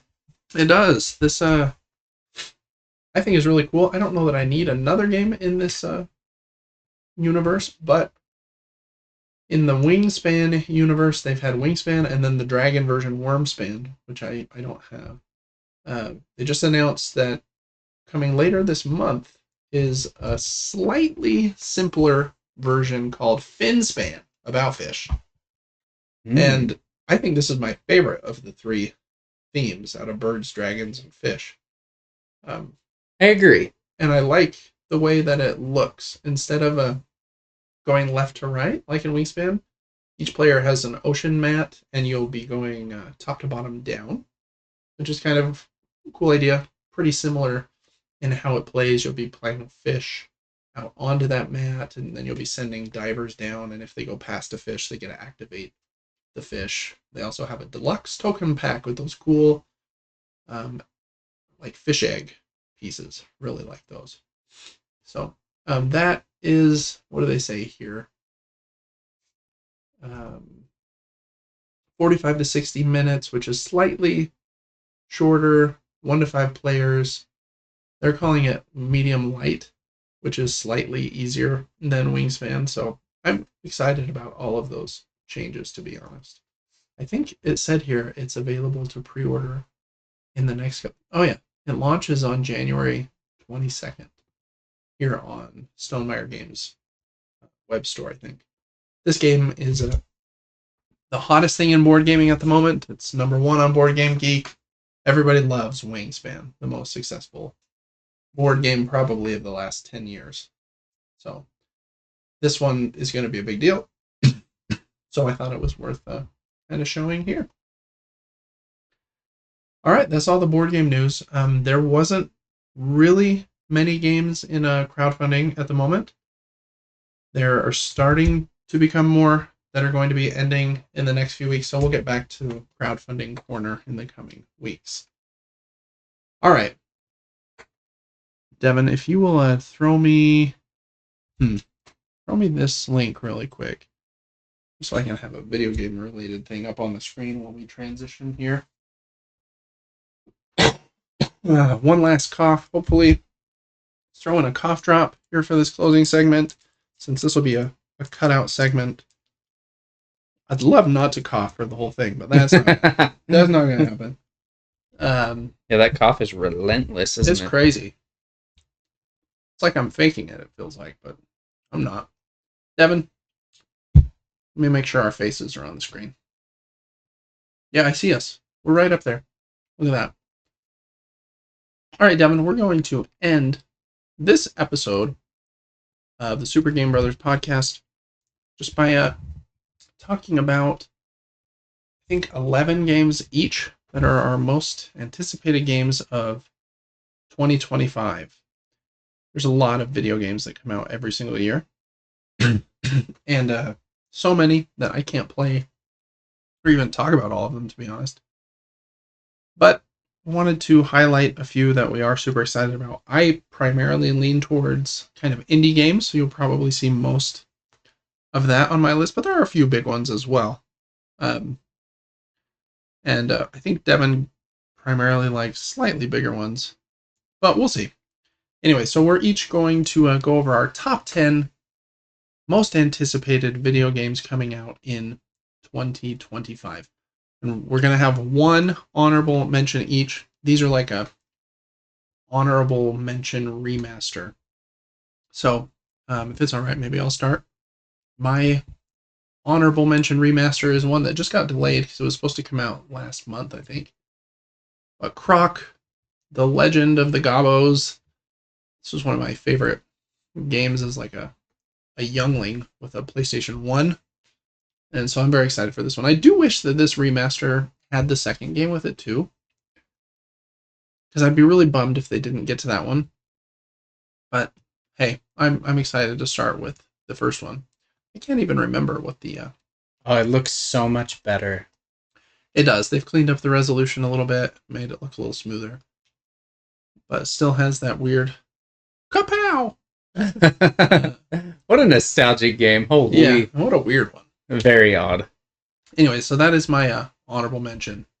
My honorable mention is also extremely odd. It's not about a crocodile, but it's about a lizard that loves watching TV. Oh, yeah.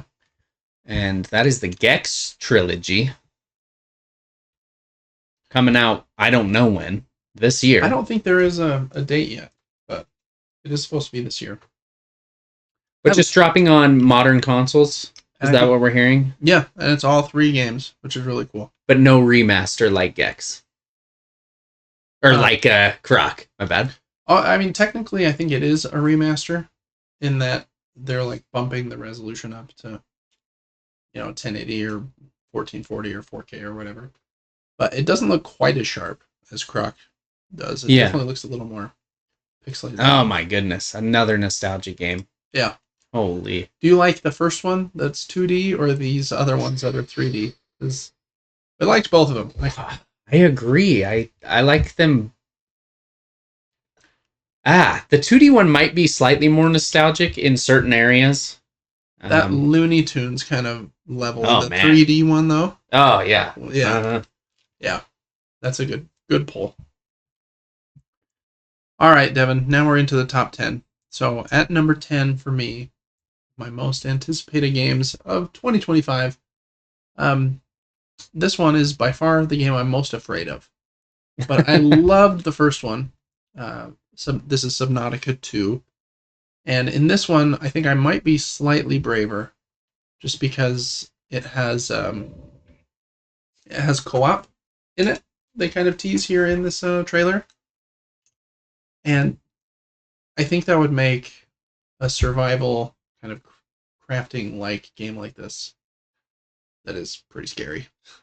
a bit more enjoyable. And a bit less scary. And a bit less scary. Yep. I don't know why. I really, really got into the first one. It's just kind of fun. Where like you're constantly building a better submarine or upgrading it so that you can go deeper and deeper and deeper. And it gets scarier and scarier and scarier as you get down there. So it's kind of like this weird risk reward with building better submarines and figuring out what happened on this crazy planet. Hopefully they can capture that lightning in a bottle again. So that is Subnautica 2, my number 10. My game has a similar aesthetic, but it's completely different. I played Journey to the Savage Planets. When was that? 2 years ago, probably? Yeah. What a strange game. I don't remember it too well. Very funny. Yeah, super funny game, really unique weapons, and like, here's number 2. I don't remember if number 1 was in third person. No, I think it was first person.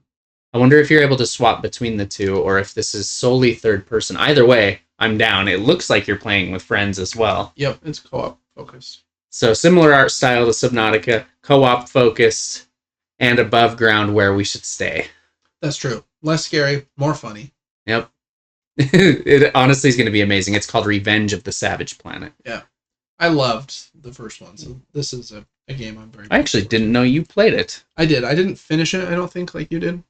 I don't know that I finished it. I must have, I guess. I think you did on Stream. Stream. Scream 7. Yeah. Next up is probably the biggest game, or most AAA or whatever, on my list. And it's mostly just because I really enjoy Bioshock. And this game is from the creator of Bioshock, Ken Levine. It's called Judas. And it looks really cool. Definitely has a similar kind of vibe, but I think it's in space, on a space station. And I'm just excited to see what they can do with a Bioshock kind of like game. But the last game they came out with, Bioshock 3, or what's that called? Bioshock Infinite, was in 2013. So this game will have been 12 years later. And they haven't made a game since. So I hope they've got 12 years of just killer energy and awesome game in here. Yeah, it looks sweet. Yeah, I think this one is very kind of hyped, and a lot of people are very much looking forward to it. I'd probably put this on my list if I'd have thought about it. That's all right. My number 9 is Fable. And I don't really know why. I just remember it as a nostalgic place that seemed like it was only on Xbox at the time. Is that correct? Yeah. And watched my friends play it. I don't think I ever actually got a hold of controller playing this game, but it looked fun to me, traversing through the forests and wherever else you go. It did. I like the comedy vibe of Fable as well. And even in this trailer for this new one, definitely going for that vibe as well. This team of Playground Games, they make Forza Horizon, which are like some of the most well-loved arcade racing games lately. So I hope they can have a hit here with Fable as well. It'd be cool for that franchise to come back. We've got a crossover for your number 8 here. Oh, I couldn't remember. I was like, I swear I put that on my list too. Yeah, Revenge of the Savage Planet. I'm very excited about that one too. Kind of gives me like Helldivers vibes, just with like obviously less democracy and more laughing.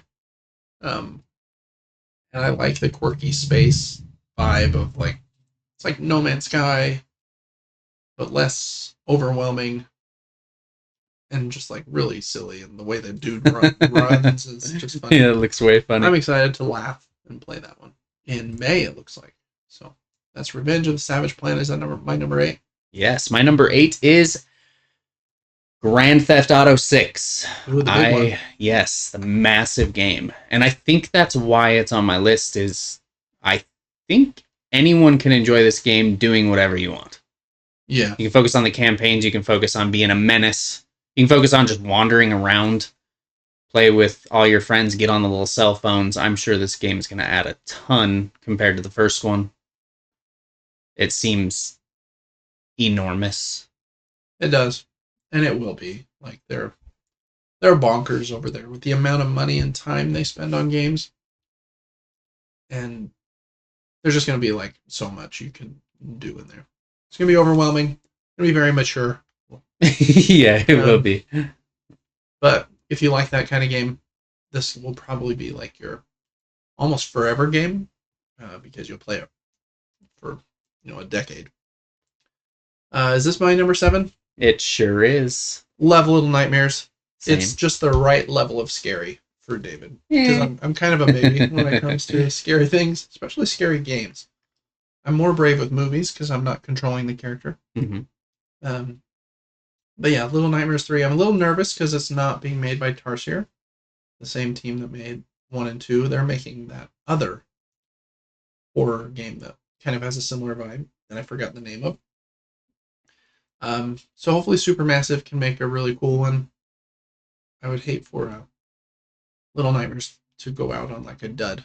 But it looks cool. The vibe looks right.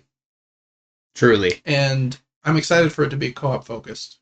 That's so big. Mm-hmm. Making every game co-op is the right play.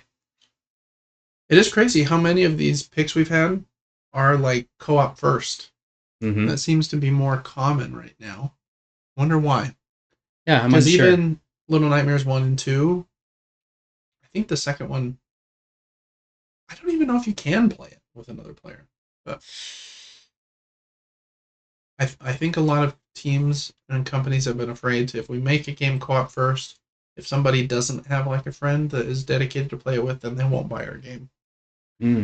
But I feel like ever since It Takes Two was like a humongous success, more teams are like okay with it. So anyways, very pumped about that one. Number 7 for me is the, I want to say, sequel to Ender Lilies. Or no? It's the second game from this team. I don't know. I've tried to avoid all details about it. So I don't know if it's like a sequel in the same way. It's like the same character continuing a story. This is Ender Magnolia, Bloom in the Mist. I have not played Ender Lilies, but I have watched enough gameplay to know that I would enjoy it thoroughly. It's great. So I'm very excited about this coming out in, what'd you say, a week? Yeah, the 22nd. So it's like less than 2 weeks. Crazy, yes. Awesome aesthetic. I hope the combat and the movement is fluid and feels... I want it to feel at least like close to fast-paced like Nine Souls. That is just enjoyable. Hopefully you have those moments where you really feel awesome fighting. Yeah. Yeah, this one is unique in that, at least in the first one, you play as like a young girl. But you do none of the fighting. And you don't do the attacking. You like summon these spirits that attack next to you. So your character itself doesn't... I don't remember ever feeling like super like fast-paced or fluid. But it's almost like more making a build for certain enemy or area types. You can swap those different spirits in. Very cool. That is Ender Magnolia, Bloom in the Mist. Stoked about that. Number 6 for David. Let me send it over here. This looks awesome as well. This is a great pick. Yeah, I really loved the first Tales of Iron. This is the sequel, Tales of Iron 2, Whiskers of Winter. I really like the like gritty animal art style. In the first game, it was the frogs that were the enemy. In this game, it's bats. And I think it's supposed to be a bit bigger. You can go out and like hunt monsters and I think build up like a town. And it's a Metroidvania game as well with pretty difficult combat. You know, you gotta focus on dodging and rolling and attacking at the right time. Also has like a cool story. Pretty violent a little bit. The narrator in the first game is the voice actor that played Geralt in The Witcher. And I think he is also narrating this one. So it has like a awesome art, solid narrator. It's a really fun Metroidvania. The combat was really like heavy and like kind of like crunchy.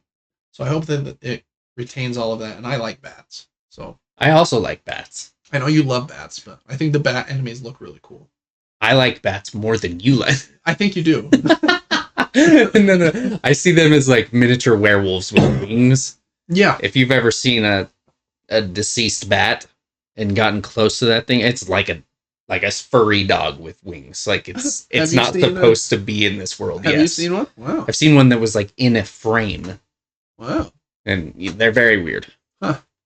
That one is the 28th of this month. So it's like a week after Ender Lilies. I don't know if I'm going to be able to finish both of those in this month. Amazing. Anyways, very pumped for that one. All right, number 6 for me. I haven't looked into this game in any fashion at all, but when I heard Metroid Prime 4, I had to go on the list because Samus got it going on. Now, these games are cool. Once again, my love for games comes down to sentimental feelings and nostalgia, and I remember morphing into a small ball, laying bombs everywhere, and trying to get through these maze of places and shooting stuff. So, yeah, I love Metroid Prime. I had the collection on the Wii. That was Metroid Prime 1, 2, and 3. It's been a long time since I've played those, but I liked all 3 of them. And this game has been kind of in development hell, is what I would call it, for a while, where one team was making it, and then it got paused and scrapped and restarted by Retro Studios, who made Donkey Kong Country Tropical Freeze. And since they made that, one of my favorite platformers of all time, even though this seems like a little bit of a switch, I feel like they maybe made some Metroid before, so excuse me, I'm rooting for this one as well. Can this be as good as the last 2D Metroid game, though? Oh, Dread? Yes. I've heard that was amazing. I haven't played Dread yet. I've only watched gameplay. It looks super, super fun. Yeah. That's Metroid Prime 4 Beyond. Might not be the last time it's on this list.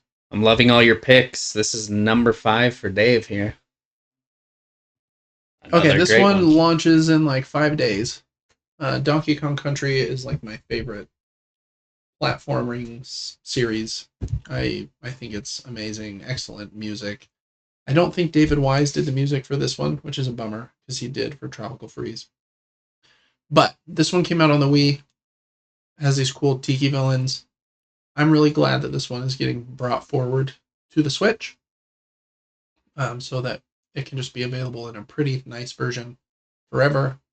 I'm excited to play this one. I'll probably wait a little bit until there's hopefully like a little bit of a price cut. Nintendo games don't generally get price cuts, but if I can get it for $40 instead of $60, that'd be a win.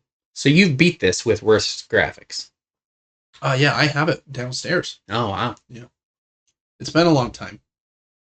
And I don't remember this one as much as Tropical Freeze, because Tropical Freeze is just so amazing. Oh my gosh, Donkey Kong really is fantastic. It is. Have you played Tropical Freeze? At a portion. Is it the one with the polar berries like stacking ice in it at you? Mm-hmm. Yeah. Oh, so good. All right, number 5 for me is the next game after Ghost of Tsushima called Ghost of Yotai. And I know nothing about this as well as most of the games I've listed. I don't know much about them, but I like going in blind, so. Yeah, Ghost of Tsushima was typically not my favorite genre of game, but once I started playing it, it was absolutely beautiful. It was almost encouraging to go to photo mode and just take some pictures of your character. You had the 4 stances you would want to use. You'd want to change your stance to fight a guy with a shield or that type of thing, and they really pushed that mechanic on you. You almost couldn't take out enemies without using the proper stance. Yep. And so you really wanted to learn the game. I don't remember the story too well. That's just my memory. But that's number 5 for me, because I'm sure it'll be good. Yeah, I'm sure it'll be great. And the games are just super pretty. This game's going to look amazing on the PlayStation 5. So. You look amazing. Oh, thanks. On the PlayStation 5. All right, number 4 for me. Number 4 for you is I have 2 games on this list, Devin, that I'm mad at. Oh, this is one of them. We'll get to the other one in a minute. So this is the last chance that this game has of being on a list for David. This game is called Little Devil Inside, and it's been being made for like a decade, and it was included in the PlayStation 5 reveal event in 2020. And now it's 2025, and it still isn't out. So I really hope it comes out this year. It has a really cool vibe. You're like this dude going on adventures, and I don't even fully know what kind of game it is. It has like this kind of strange like inventory system, and I think you're crafting and fighting weird animals. There's like this giant cat in one part. And like this cool map. That system. Is a sweet map. Holy. I swear I've seen... It's had a few different trailers like this, and I just love the vibe. It kind of reminds me of Wallace and Gromit. Yeah, I can see that. For some reason.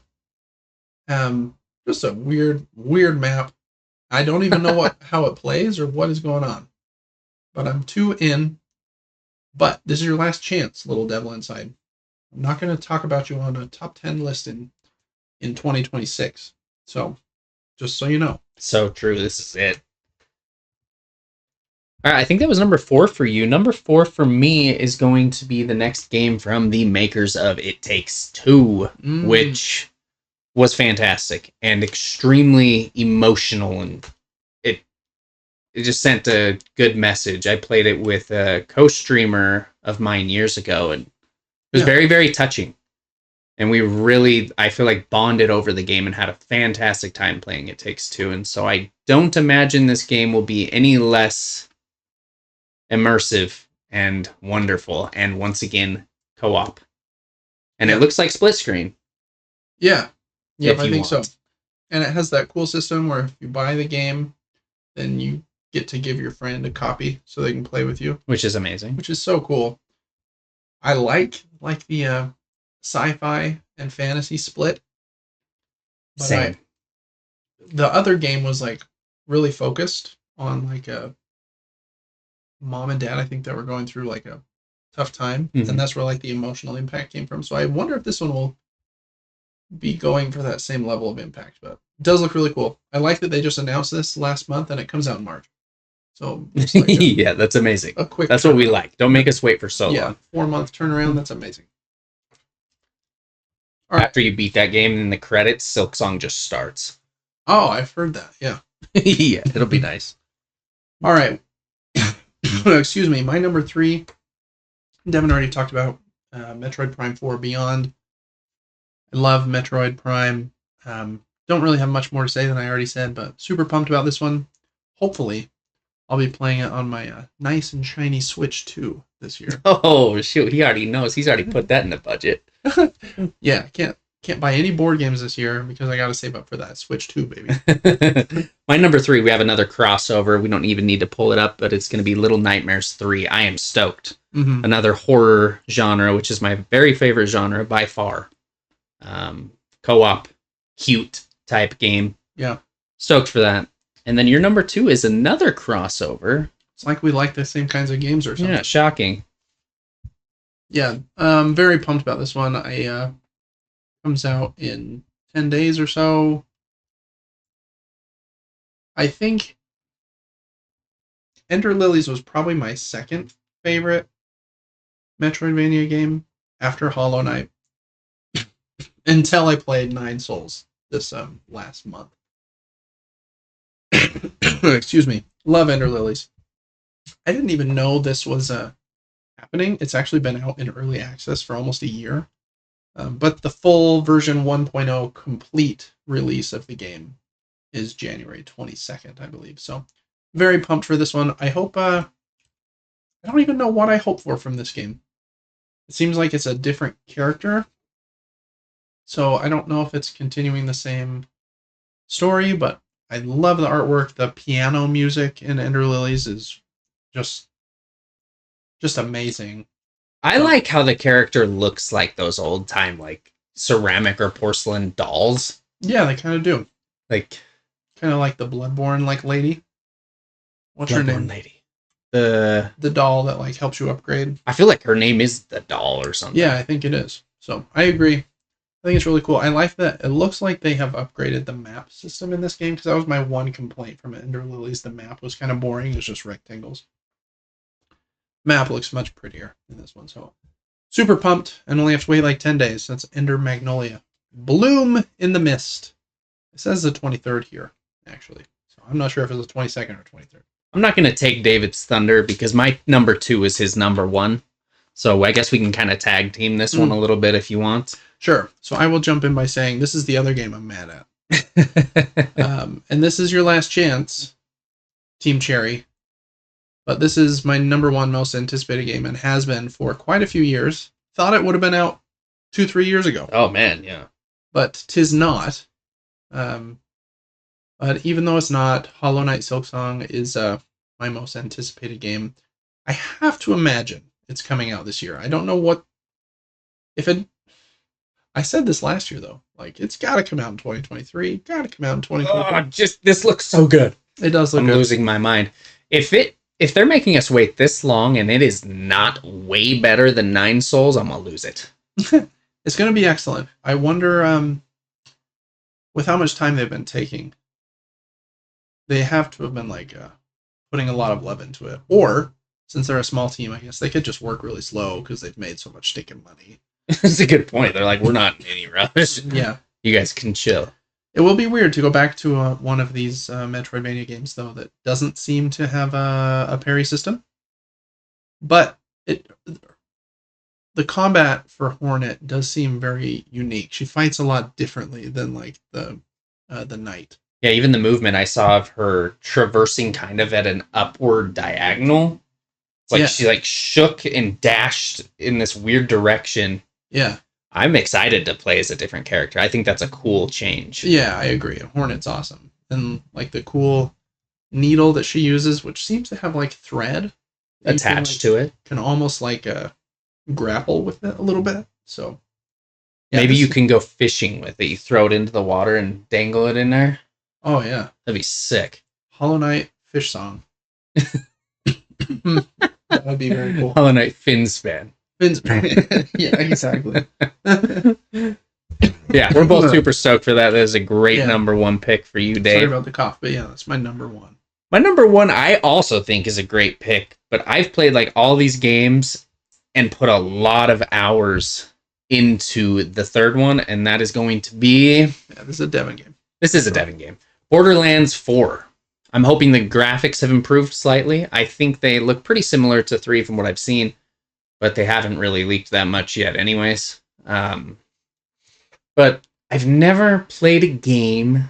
I've played a few games that you can make such a unique build to dominate everything. And the massive pool of weapons... and almost infinite. Upgrade. It really is. It's like you can get one weapon that's similar to another one, but the stats are slightly different and it has a different name. And crazy gun manufacturers and wacky enemies and hilarious boss fights. I don't know if you remember in the first boss fight. That first boss fight is my favorite boss fight in Borderlands. Oh my gosh, it's awesome. So good. What was his name? Like in the disco. Kind of the dance floor. Yes. Oh, his name is on the tip of my tongue. Anyways, super excited for Borderlands 4. Obviously, this will be multiplayer. Yeah. If they took multiplayer out of this, that would be outrageous. That would be. But I don't know anything about who the enemies are in this. I know nothing else, but I will invest a lot of hours into this game. Yeah, I imagine so. This is like that's a specific type of game that Devin really enjoys, where you can make a build and then like ultra perfect it, like little tiny micro perfections. Yes, I did the same in Remnant. Mm-hmm. Yes, you hop on YouTube or you just do it yourself and test it. Yeah. And then try to carry people through a very hard end game areas. And that's what Borderlands does very well, is their end game.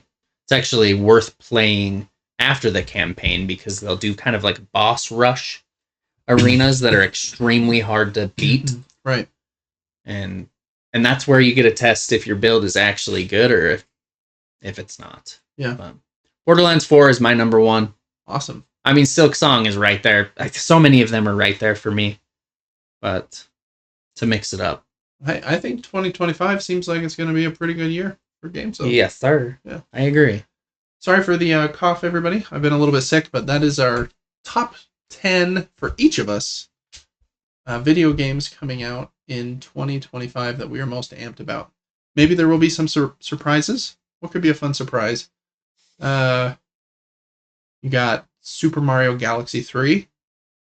That would be awesome. That would be cool. But if there isn't something that crazy, I imagine most of the games on these lists will be our favorites. Mm-hmm. We'll see. I do love a good surprise, a good shadow drop. Oh yeah. So that makes you like really like a team.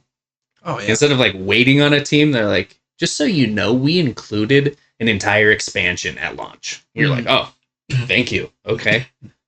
I want to play all your games now. Yep. Love that kind of confidence. I agree. All right. Well, that's going to do it for this top 10 list here on Super Game Brothers. Thanks so much for watching, and we will see you on the next one.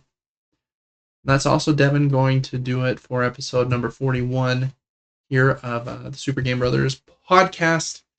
That was a lot of coughing. But, hey, we did it. My computer, even though it only likes one camera being on at a time right now for some weird reason, it didn't explode. So I think everything went all right. Devin, you have any other plans the rest of this week? No, I'm gonna get in and out in like 30 minutes, but oh, nice, love it. Gonna get a couple of them double doubles. Yes, sir. No, I don't know. It's Friday tomorrow. Seen all the movies I want to see. I gotta do a little bit of lifting. Oh yeah, and figure out how to do quicker video editing. Yeah, that's we need a chat GPT to like either be or make us an assistant that can do all of our editing and make shorts and stuff. That'd be amazing. That would be nice, honestly. Just like an AI robot. That'd be sick. Mm-hmm. Dang. Then he could do like my actual job for me. I don't know, mow the lawn. Man. Who knows? AI is weird. It is. Weird stuff. All right. Well, thanks again for listening, watching. Make sure to check us out on supergamebrothers.com and patreon.com/supergamebrothers to help us keep the lights on here in 2025 as we are trying new things and trying to put content out even when we are a little bit ill. So thanks again for listening, and we'll see you next week for episode number 42. Till then.